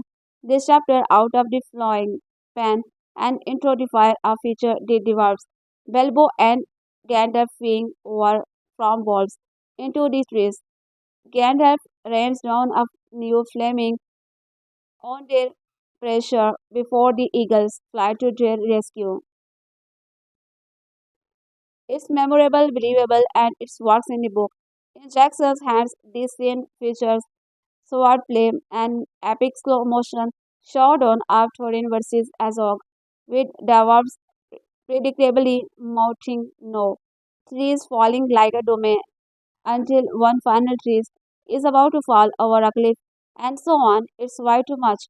This scene is Goblin Throne was similarly overblown. Remember the coal passing bridge in which also knows and annoying from the Fellowship of the Ring. Take that scene and multiply it by a factor of 2 or 3. The dwarves survive a fall seemingly of 100 feet or more amid twisted wooden wreckage and onto a stone floor and up completely unscathed. It's utterly laughable. Jackson does not think it's enough to have to book, in which the dwarfs aided by Gandalf carted away free in dark, then raced in corridors, turning with orchestra and glamoring so slowly, pursued by playing chair pursuers at a corner. That's great and works just fine. In Jackson's hands, the escape is adrenaline charged them park ride with the collapsing bridge. Dwarves knocking goblin of previous spans like 10 dwarves blocking arrow with the swords and so on. Two video gaming for my testers. Jackson's is also apparent in scene with his own giants. These creatures look cool and the scene was working until Jackson's ham-handled turned into the company surviving the equivalent and the added baggage and with flying sharpener given the volume of flying and falling rocks is utterly inconceivable that someone would not have been killed or suffered multiple creeping injuries, but we are asked to swallow this. I know what some of you might be saying, it's just fantasy. If you can accept the presence of hobbits and dwarves, dragons, and magic, why not that defying escapes? The difference is that the sequence violates the laws of physics, are destroying our suspension of disbelief and robbing the real battles to comes of any danger. When dwarves survive great falls from brides and trees without a scratch and morph into the goblin and or killing ninjas in every flight since it's hard to feel any real suspense. The film's biggest misstep is turned Bilbo into a hero far too early. In the book, the turning point is flies and spiders, in which Bilbo, all alone in the dark, kills spider with Sing, which is the turning point of this career. In an unexpected journey, he is already stabbing works and engaging in swordplay with goblin. Again, this diminishing the terror of the goblins. If they can't dispatch a habit with no skill with a blade, how are they a credible threat to the dwarfs? Since Bilbo has already implied a charging work with his blade, I have to believe his moment in the sun with the spider is going to feel rather anticlimactic. I am sure the spider will look great. I also found broadcast the bronze rather unnecessary and discouraging, not awful but crescently worthy of being dreamed, as was the additional battle sequence with the dwarves fleeing with the works before being saved by 11 archers. It is sacred grace to preventable this could have been safely cut. My overall takes, The Hobbit an unexpected journey is worth watching, and it has some lovely heights. I laughed out loud at Martin's reaction to the film print of the dwarfs contract funeral expenses. I experienced delicious thrill at for our team Misty Mountains could watch, which sounds like a mournful dark. It's my favorite scene. In fact, I give Jackson a lot of credit for my embalming 30 dwarfs with distinct looks and personalities. No main feat. I also like the ending with the Torrance heartfelt embrace of Bilbo, even if it was a big telegraph. But I said above, it has some ugly laws too. I keep wondering whether parts of my lukewarm reaction to it simply the fact that it's too much Jackson too soon, the images are too familiar. For example, Gollum was great, looking even better here than his, but we have seen him before. The wow factor is gone. Same with the Hobbiton and Back End, which are again perfectly rendered but are nothing we are not seen before. Some have already said the Hobbit and Unexpected Journey is much more faithful to Tolkien than Jackson's Ring films.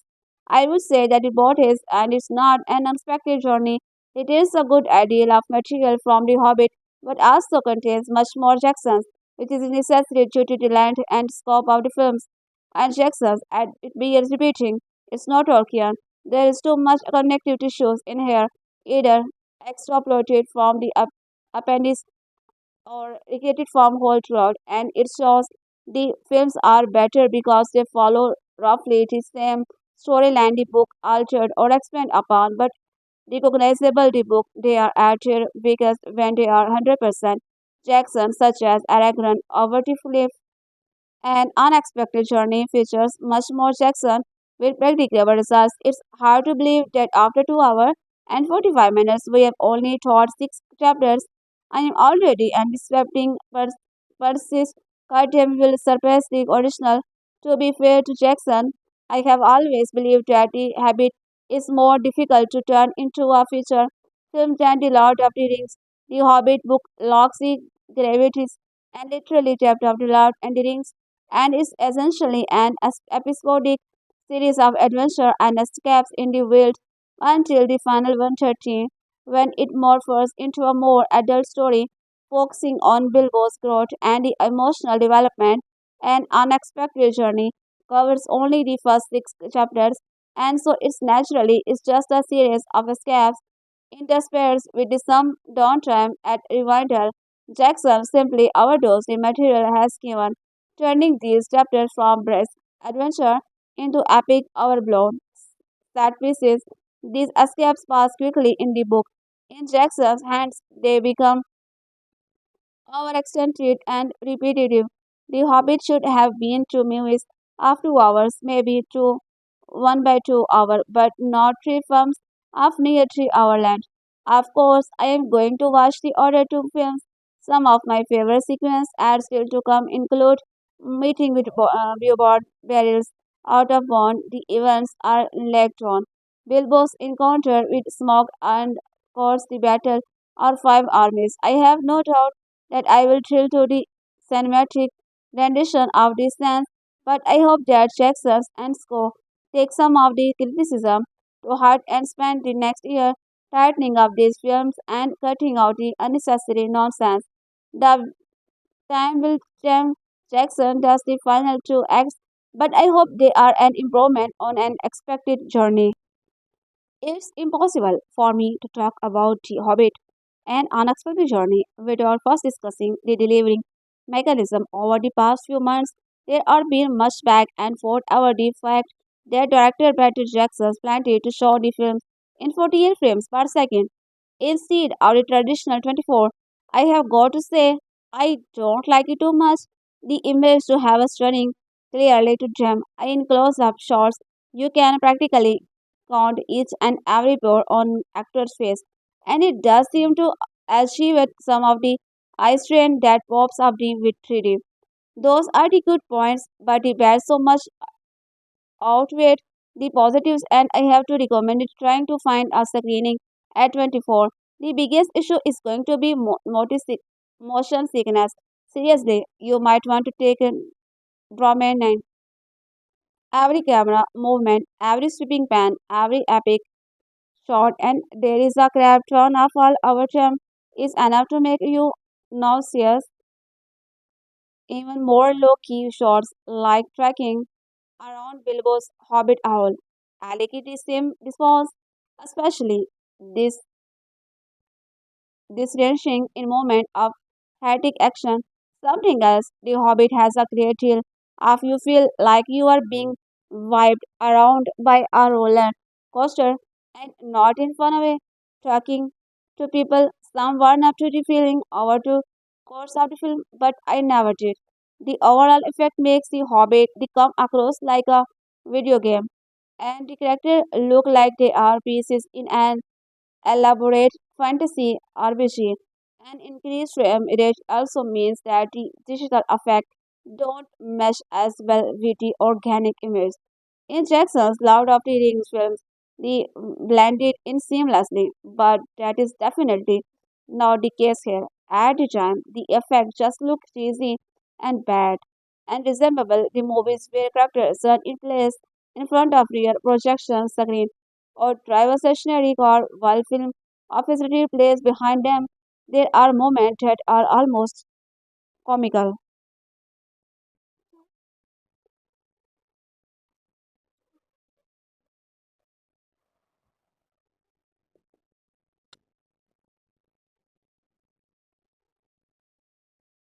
Mm,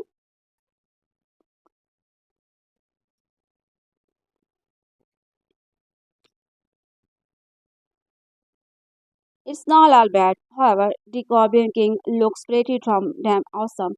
He's suitably was covered in welts, open scores, and nasty balls, and he looks like he has balls dangling from his chin. So there's that. There is also one massive ba- brawl between stone giants. There is pretty spectacular, and absence of the underground limbs are damn nice to watch. While the presentation of the Hobbit is huge, huge, huge destruction, the rest of the movie is also something of a letdown. We have all heard jokes about how the Lord of the Rings is mostly worked, but even as much time as those movies take, there is always forward movement. The Hobbit, on the other hand, and full of places where the pace just stops and dead in the tracks, like it slammed into a wall and extended set up the story. Bilbo Marchand is convinced to go on an epic quest to help a group of dwarves led by Rob Zombie look like Thorin Richard Armitage to reclaim their former kingdom, which has been taken over by cold hoarding dragon. Even by the widely speaker standard by the which he judged a Peter Jackson adaptation of a beloved Tolkien novel, The Hobbit track, the introduction and dinner scene where Bilbo meets his cave traveling companions is the first instance where the film goes on too long, mentoring on well after the point has been made and beaten like the poor dead horse, abandoning his comfort zone. The reluctant little adventurer accompanies his stubborn, violent, head-butting companions. From his sleepy small town home, they travel into the great wilderness of Middle-earth. On the road, they encounter all manner of creatures, dangerous and hazards. There are wizards, elves, and courses Gollum to contact with. Over the course of their journey, the company engaged in many and epic battle. This is another area where The Hobbit plays in comparison to The Lord of the Rings. While the earlier films were full of grim, directly combat, the fourth film in the canon relied on gimmicks and lamb tricks.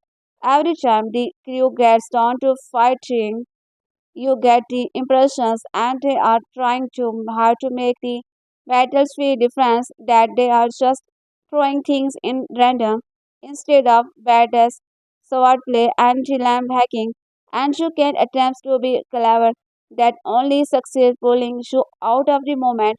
Our one particular action sequence takes place on a series of wood and rope bridges that are apparently so Hobbit can barely walk on them until a piece of bridge falls off and the company goes sliding down.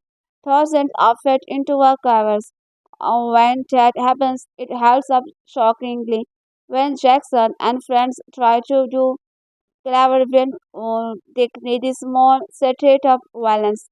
They Hobbit an unexpected journey is not terrible. In fact, it is fine, but it could be so much better. It should be great, but our skew of CGI, a questionable choice in presentation, and serious pacing issues detail the true of potential. In the end, you are left wondering how it went away and how in the hell and they're going to sequence two more movies out of this.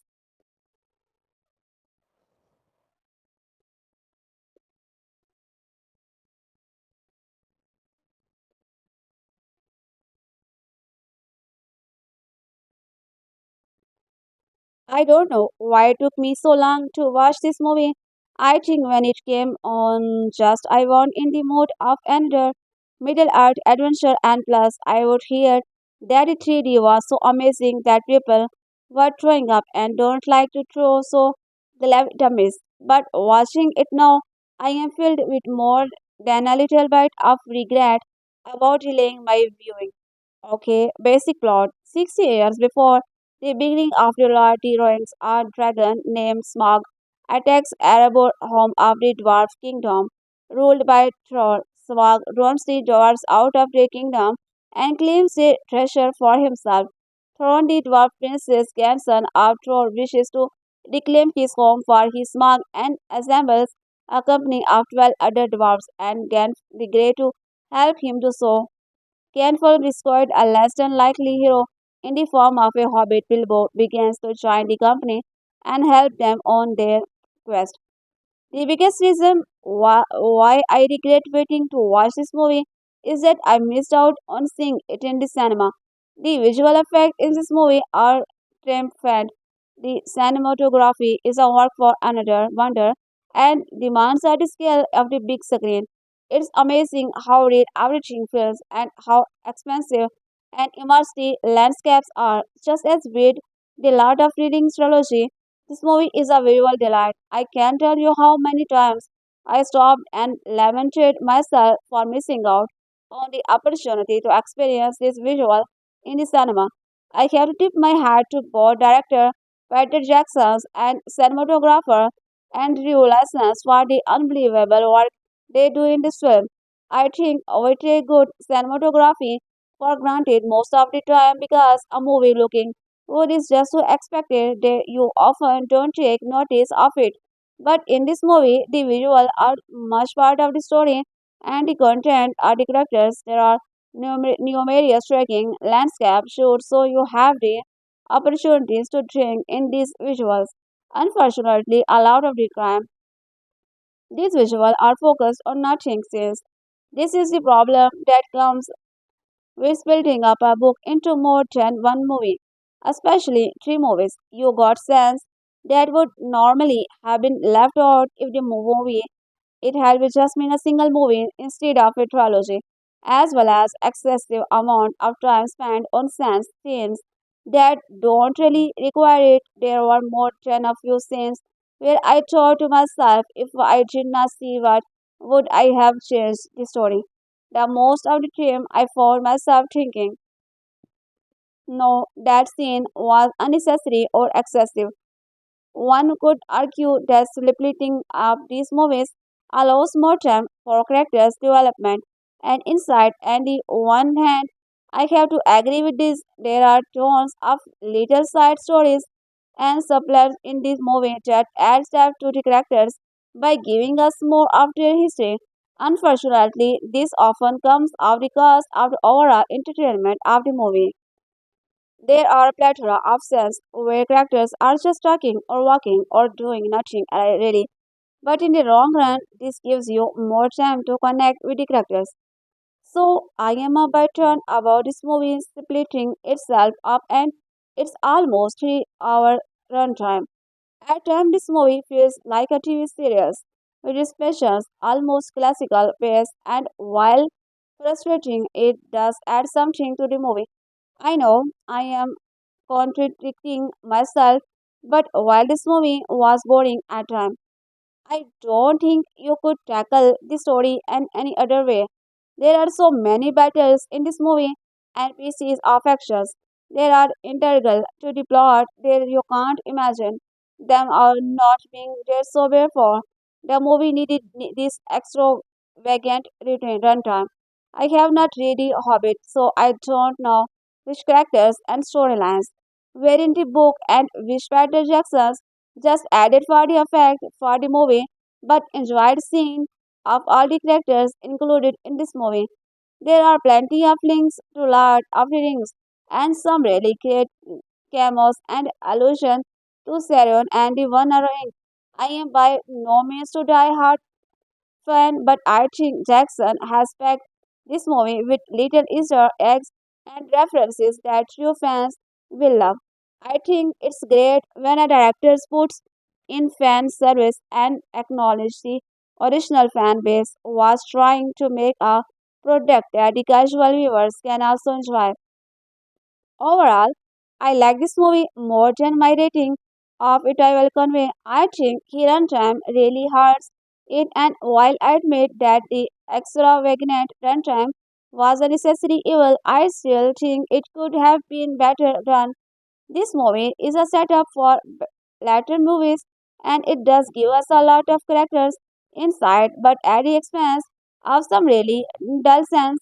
It's a worth of a watch if you are a fan, but if you are not, in it may test your patience. 60 years before the events of the Lord of the Rings, Bilbo Baggins embarked on an amazing journey to the wasteland of the lonely mountain to help a tribe of dwarves. They claimed their homeland for their valiant dragon Smaug, and in the process went from neck.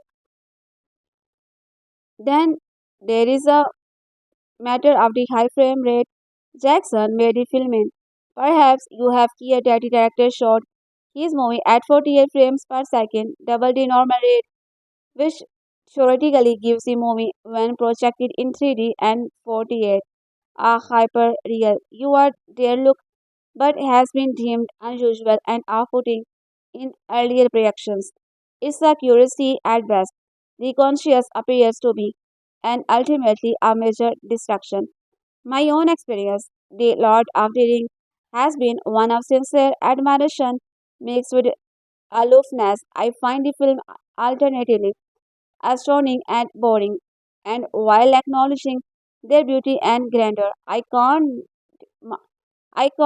count myself among those who cherish them because I am emotionally kept at arm's length. Put in this way, I am more apt not to watch them if they are no cable that am to immediately flip them on. So walking into the Hobbit, I was frankly more intrigued to experience the frame rate controversially frustrated than to the revised Jackson and Tolkien's fantastical world of wizards, elves, and trolls. Gratefully, I found the film to be more or less in the line with past trips to Middle Earth. It can often be a plodding exposition heavy drag, but can just as often be a truly exciting spectacle in the tradition of the great cinematic epic. With Jackson proven again several times that he can build and sustain a rousing action sequence as well as annoying anyone ever has. People who love the original trilogy can rest assured that the Hobbit is wholly keeping with the general aura and atmosphere of those movies, while perhaps falling somewhat short of the novelty that they presented a decade ago. The first act is the weekend, thanks to a large amount of exposition and a general sense of waiting, opting to get exciting. The Fellowship of the Ring suffered from the same problem. Also, as they was a kick off the series, it's easy to forgive its gradual build-up. Here Jackson and co are spinning their wheels while attempting to create complex drama out of what is essentially is a basic tale.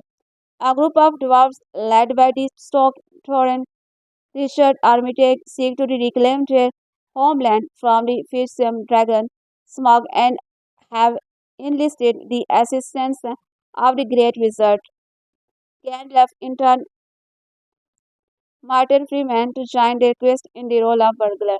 And while the hobbit is frightened and unsure of himself, he agrees to the challenge. Much of the hobbit's opening is a sort of noise parallel to Fellowship's first hour, with a getting to know you period for the large scale and with an uncertain hobbit caught in the middle acting as the audience surrogate. The problem here, however, is that we don't have a disparate bunch of unique personalities. A couple of expectations aside, all these dwarves more or less act look very similarly. They are not an unlikable gang, but they are the big old jumble.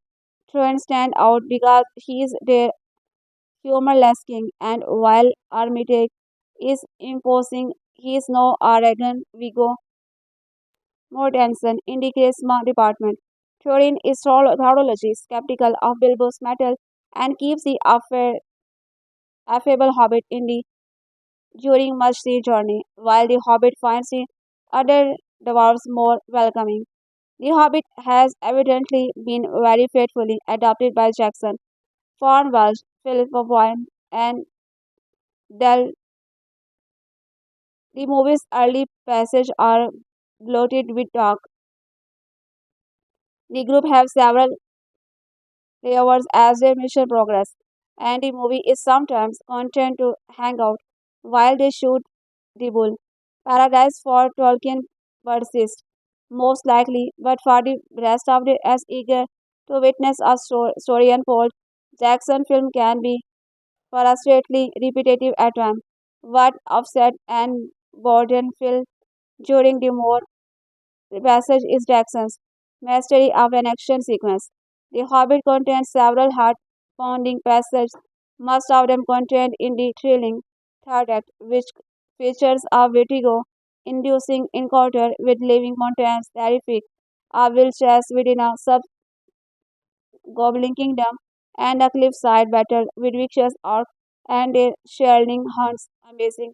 Jackson crafts while it literally feels like a breakneck pace in the finale as his camera swoops, dips, and dives through a multitude of environments with a seemingly endless assortment of objects and characters being thrown our way. There is a definitely an argument to be made for another visual effect Oscar for Veda's work as well as Andrew Lesnie's cinematography. It would be rude not be mentioned once again played with gusto by Andy Serkis, who gets an extended cameo towards the end of the film, but whose very presence is as stunning and amusing as it was in Lord of the Rings trilogy. It may not be outstanding things to say that the conflicted, beautiful creature has never been more fantastically rendered. Jackson, Veta, and Serix produce genuine movie magic with his character once again, and it simply never gets old watching him fret and conspire with himself. It's also worth noting that the 3D in this sequence is terrific, and the 48 may very well add to how brilliantly effective is it. The returning cast is solid, as can be expected. MC Callan's is such a reassuring presence, and it's hard not to smile whenever the old pro looks as if she's placed as wants to be reprising the role, which is always Cat and Hugo Weaving reprise their roles as luminous elves and they settle in comfortably while Christopher Lies Soroman has a camo that finds the wizard in the more benevolent state of mind than in Lord of the Rings trilogy. It's clear to see Lee once again, but it's becoming sadly apparent just how touched is to be now 90-year-old actor to act is the stage. Freeman's Bilbo is a bit of problem, at least at first, like the character. Freeman sometimes seems to be trying too hard and is overly emphatic puzzlement and aspirations frequently comes off like sick in a BBC sitcom. He is very much a frazzled but it throughout, even though everyone else dwarves and wizards and such. Of course, Bilbo grows during his journey, and it's only towards the end that we see Freeman lost the familiar affectations. It remains to be seen if The Hobbit is the worth separating into three movies. As mentioned, I have not read the book, but I understand that the consensus is three movies is about too many. But if they are, it would not be unappreciated if Jackson's come to the realization that an epic needed be 3 hours. He is loyal to be fall to a material and finds it necessary to overstep when restaurant is called for. We will wrap up with a quick and what about with 48. I would recommend skipping The Hobbit looks completely for at least the first 20 minutes, as characters appear to move too fast and as a strange, inherent quality hangs over most of the Hobbiton sequences. One day adjust more or less, but just when you think you are used to is a sense comes along with throws you out of the immediately of the picture. Once again, action scenes or sweeping aerial shots like appreciately a grand, but simply conversation or character moments are is a most unwelcome way. I am glad I saw this high frame rate experiment, if only for the sake of saying, now I know what it I look like, but I don't think I would want to witness The Hobbit or any other movie this way again. Okay, I originally wanted to get this review done back when the movie was in theaters and fresh in everyone's mind. But we are going to have to settle for the upcoming Blu-ray release to refresh if everyone, if life and whatnot. After that achievement that was the return of the king, the standard is set pretty high for The Hobbit. How do you follow up the first fantasy picture to ever win Best Picture? I mean, come on, the Academy did not even give Best Picture to the Wizard or Ozzy. Okay, granted, it was up against Gone with the Wind. Mr. Smith goes to Washington and Of Mine and Men. More than that, how do you follow up on the book that defined pretty much the whole of high fantasy after it? While The Lord of the Rings was an epic tale, The Hobbit is the granddaddy of pretty much all high fantasy. While I reviewed as good number of the sets, a sad confession is that I have never actually read the books.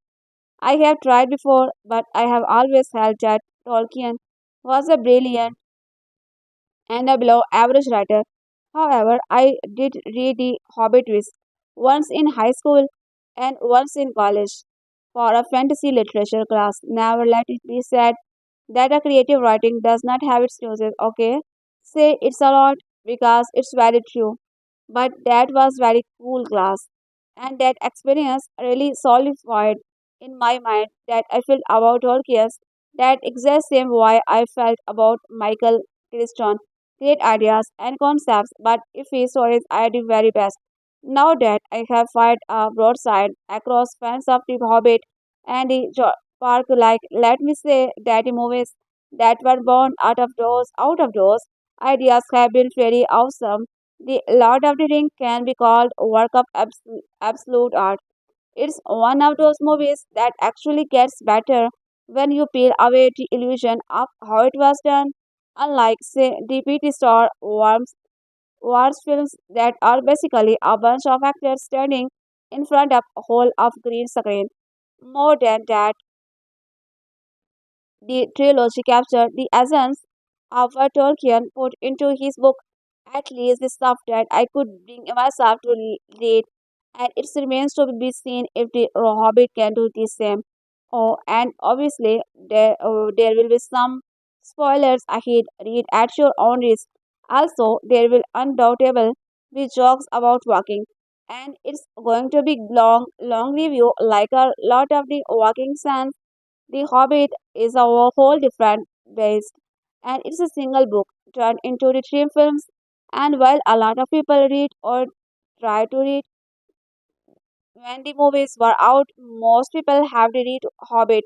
It's not just a fantasy book, it's literature, and it's something that most everything who goes to see it going to recognize some parts of, and we are going to get a chance to that since that is being stretched into movies somehow. The movie opens pretty much the same way as Fellowship did some epic storytelling and laying to the background to everything that happened between us on getting killed into be a beginning of fellowship and him not being dead and then waited at the end of the trilogy before another hour of sense closing out the movie. Right away, there is something just amiss with the movies. Right at the beginning, the opening of Fellowship gives you the villain and scope right away and it's no show in the rest of the movie. The villain in The Hobbit is Smaug, the magnificent red dragon that basically inspired all of the fantasy art you have never seen. But all you see of him is opening in shadows and blurs. I get they are trying to basically tease us and build some tension into other movies. But it comes off like when you are watching a movie that does not have the budget for a nice special effect as to pay away to reaction shots of the actors instead. Then the huge diversion from the book with Frodo shoehorned in the sense that is supposed to be just before the start of Fellowship. The problem being, of course, that the Habit was written first and had very little connection to the trilogy. The trilogy had tons of returns back to it, but the movies are going backwards after all. So we get Frodo and eventually Legos. Apparently, we are going to get the movies just out of the cameos.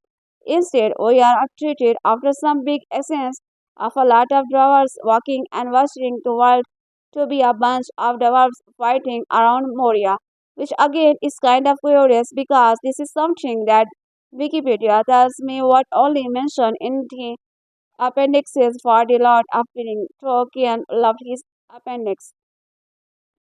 We also get introduced to the villain more or less invented for the movie. As Og the Orc again, this was something only mentioned, like the battle, and it was mentioned in that he killed Thorin's grandfather and giving Hall a lot of motivation to the Dwarf King. A big battle is fought, the dwarves him take Moria and will go on to try something before the fellowship find them all turn to dust. So our main antagonist was based on a few lines in a footnote. I am not actually a big sticker for the whole book as a movie argument. There are some stories that are simply better old as a visual medium. And the trade of is that you can get all of the nonsense and the detail that a book affords you. Also, since this is Tolkien, you also don't get subjected to a few chapters of the Dwarves songs. My earlier example of Jurassic Park is a great example where a movie just ends up doing a better job of bringing story to life than the book could. The Lord of the Rings trilogy took a light touch on changing source material, don't get me wrong. It certainly did. There are many pages out there on internet dedicated to pointing out every time someone wore high green boots instead of brown ones, but go read to them. You don't find all that many middle out stuttering changes to the story. More than that, the extended editions of the movies even added in a lot of those who little again. An unexpected journey, however, starts to out of adding things that weren't in the book. Instead of being a movie based on a book, we are now watching a movie connecting to a movie based on a book about a book. That's pretty meta right there, and it does not work. If you read a book, you are expecting this is to be about trolls or dragon and eventually a battle between a lots of men and dwarves. There are some things that the movie does too right after such a shaky start. The whole unexpected gathering was just fun to watch. It says the characterization of other dwarves, which while different from their books, is still gets so see great to see. I am not sure how I feel about the Thorin being made into a tragic and reluctant hero instead of the pretty somewhat emphatic that he was in a book, but some of them are done well, like Killy and Philip. The whole Bilbo taken aback and confused at the gathering is just great. There are also few jokes that are which would show up later in the movie, but they fall their quarter there I guess, much like the camera pans and the pop budget, only included enough for a contract joke. It also gives us absolutely spine chilling performance of Misty Mountains by the Dwarf Company. Yes, I made fun of all the dwarf songs from the book, which, along with the needless explosion, is why I have never seen Thor the Lord of the Rings trilogy. But when you hear the song, sure, started out as a Star Wars site and all, so there is going to be some preference to John Williams, but I will go on record saying that the Howard Shore scores for the Lord of the Rings movies and now The Hobbit are the best movie soundtracks made as a whole. The soundtrack for this movie, anything else aside, is absolutely top notch. If you are a fan of a great instruments, you should go pick it up now. Amazon has a good collection with several extended cuts and bonus tracks. After the getting through, we get right into some exciting Peter Jackson walking scenes. Okay, it really starts with horse riding and into the trolls. While it was mentioned by Samwise, the awesome, pretty sure that was his name. The troll scene was a big part of the book. It helped establishment Bilbo as an actual burglar. No, wait, in the movie he is just sneaking around and not trying to pickpocket them. Instead, we get snort and pop jokes. Seriously, this was the first time in the entire movie that I thought, is this like when we saw George in Phantom realized we just cheated out of our tickets money. I was just sort of waiting for one of them to go, Misa, sorry, yes, it's the book. It was actually a talking purse that gave away Bilbo. But that's a detail you can work around. Worse, it was something that was ended with violence instead of Gandalf tricking them replaying on their stupidity. Another character only mentioned as an aside Radagast Erebor, who's one of the other wizards. This is basically an excuse to make Gandalf look a bit unprepared for the whole Sauron coming back thing. While in the book, that's pretty much his whole reason for existing is there to bring the League King's words and basically set up the movie we have already seen. Then some stuff with elves signed in the books, the elves with basically perfections. Tolkien really loved the elves. There was no real tension between the dwarves and elves. There are just casted the movie, layers of tension and kills that were more than a few first fights just out of frame. Also, jokes about how bad the food is the best something. About the ships, we are also get more setup for Smaug, big out two loves apparently, and the chance of cats. And Christopher Lee to show up. More Christopher Lee is always a good thing, so I am a bit more forgiving. Once all of the name dropping camos are done, we get back to the story at large. The rest of this is closer to the book than the rest of the movie has been with the Goblin Town and all that. But starts off with what is the basically a demo reel, a beta digital and some stone James, seriously, I have no idea what this was about. It was not in the book. There was not even anything. Really, I like it. I guess Peter Jackson just needed some good scenes with walking in mountains. The actual capture in Goblin Town does not get much better. Two things to pick up quickly instead of basically bumbling in the goblin, which was a pretty big theme in the book. This was not battle hardened dwarves. There just a stream of accidents and stereotypes. There is a crazy of fall that should have ended with the entire group's basically splatters on bottom of the doors and captured.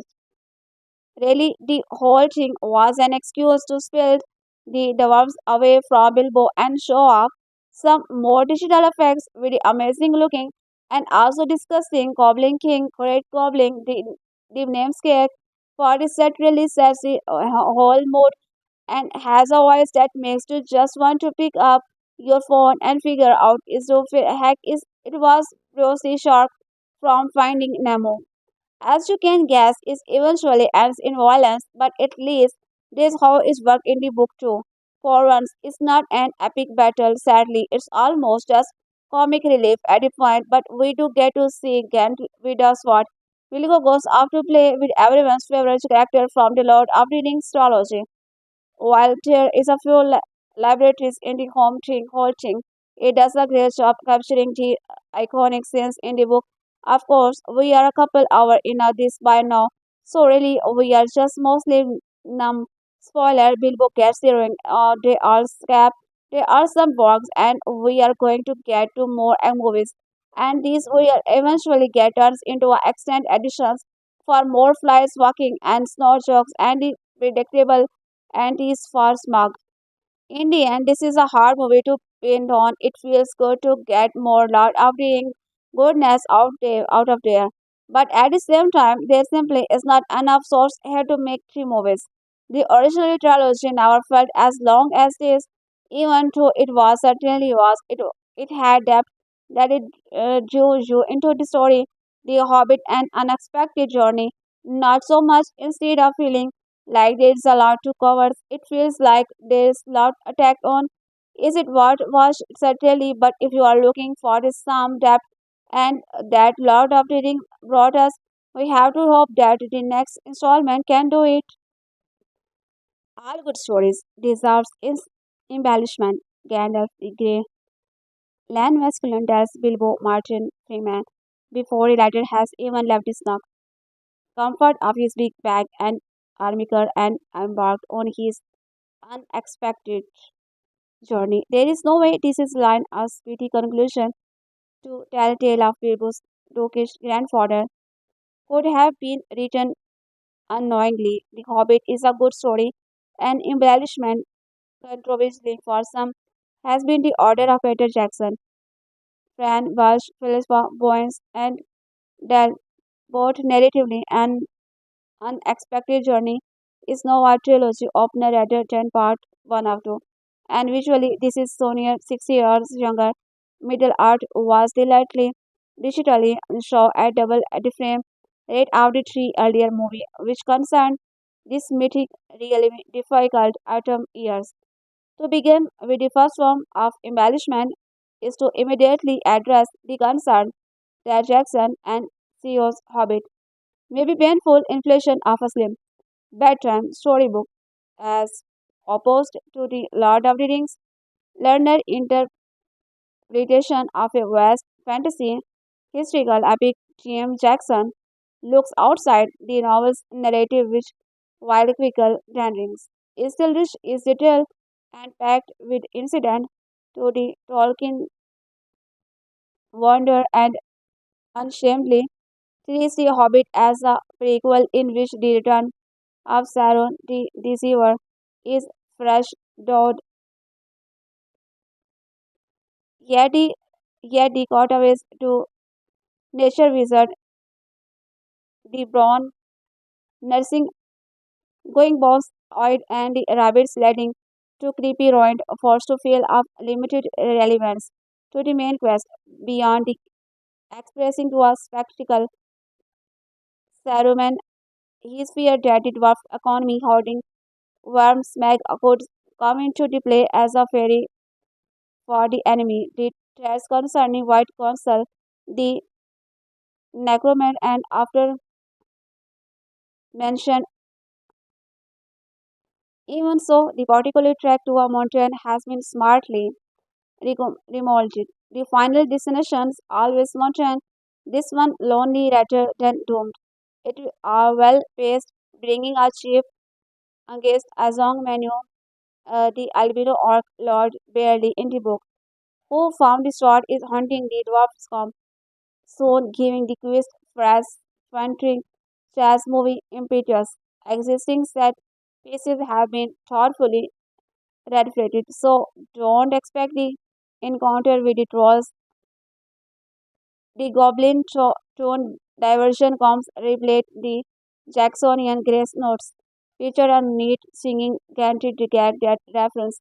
King Kong also he does not let his face pieces pet as freely as does in either Rings or King. While it's good to see can forget struck in like never before, this is no Moria, and despite the running time, there is still the occasional sense that Jackson is rushing, underpinned by the fact that for all that elaborate individually, the dwarfs remain somewhat amorphous, with only Thorin impressive Richard Armitage Balin. Still, thanks to an unprecedented prologue, we are in no doubt as the significance of the mission. This is not just a treasure hunt, this is a desperate gaming to reclaim a homeland for a people who have suffered a generation of bitter diaspora.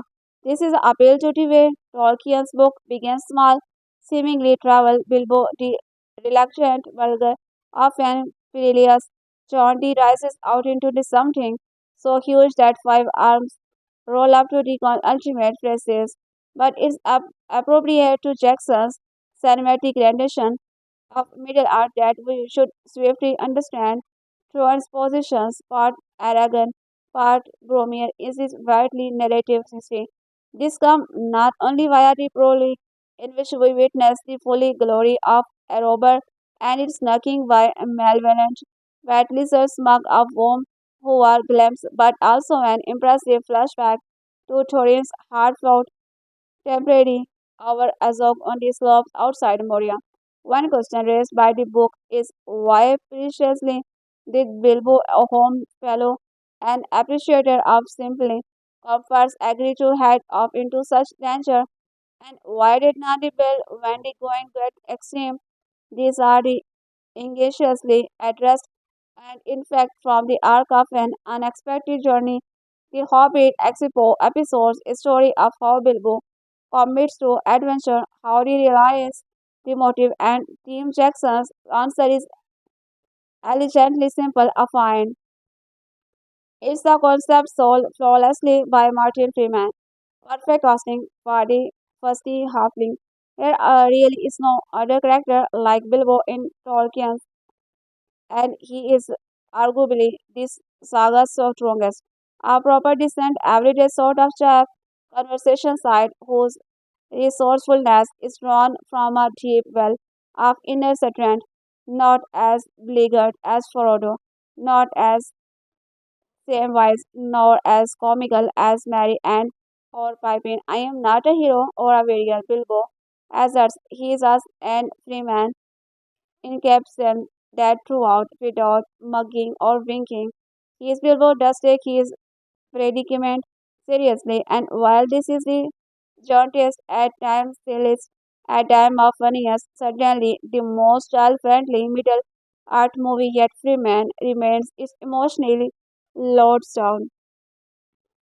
The most powerful moment comes during the Riders in the Dark incident, which briefly brings Big and Sirik's Gollum, the other arguably strongest character in the saga. It is a joy and a thrill to once more see mocap master Sirik is owning the role and to have the celebrated encounter brilliantly re-envisions through the prism of Callum's filled personality. However, the true punch for poignancy comes at that most pivotal of moments when Bilbo, invisible standing over Gollum, with sword at his throat, exercises mercy. Jackson holds and Freeman's office. This is not just in the office or western is pointy years, but an actor at the height of his powers, finding every layer to the character. It now seems he was born to play. So what finally of that other establishment, the history making visual treatment 48 frames per second is they say sometimes as and you can take that both ways. On the one hand, and crispness of details is almost overwhelming whether you are noticing the same during the comeback of Gandalf hat or repulsed by the scabbling dangling from the great goblin berry. On the other, there is something about the lack of grain and motions, blur and oddly makes the movie feel less epic. It's so immediately and intimate that the distance between seat and screen is all but removed. This may make you feel more thingly part of the action, or it may diminish the spectacles and the unflatteringly highlight the film's more set-bound nature. Something to bear in mind when deciding if you are going to see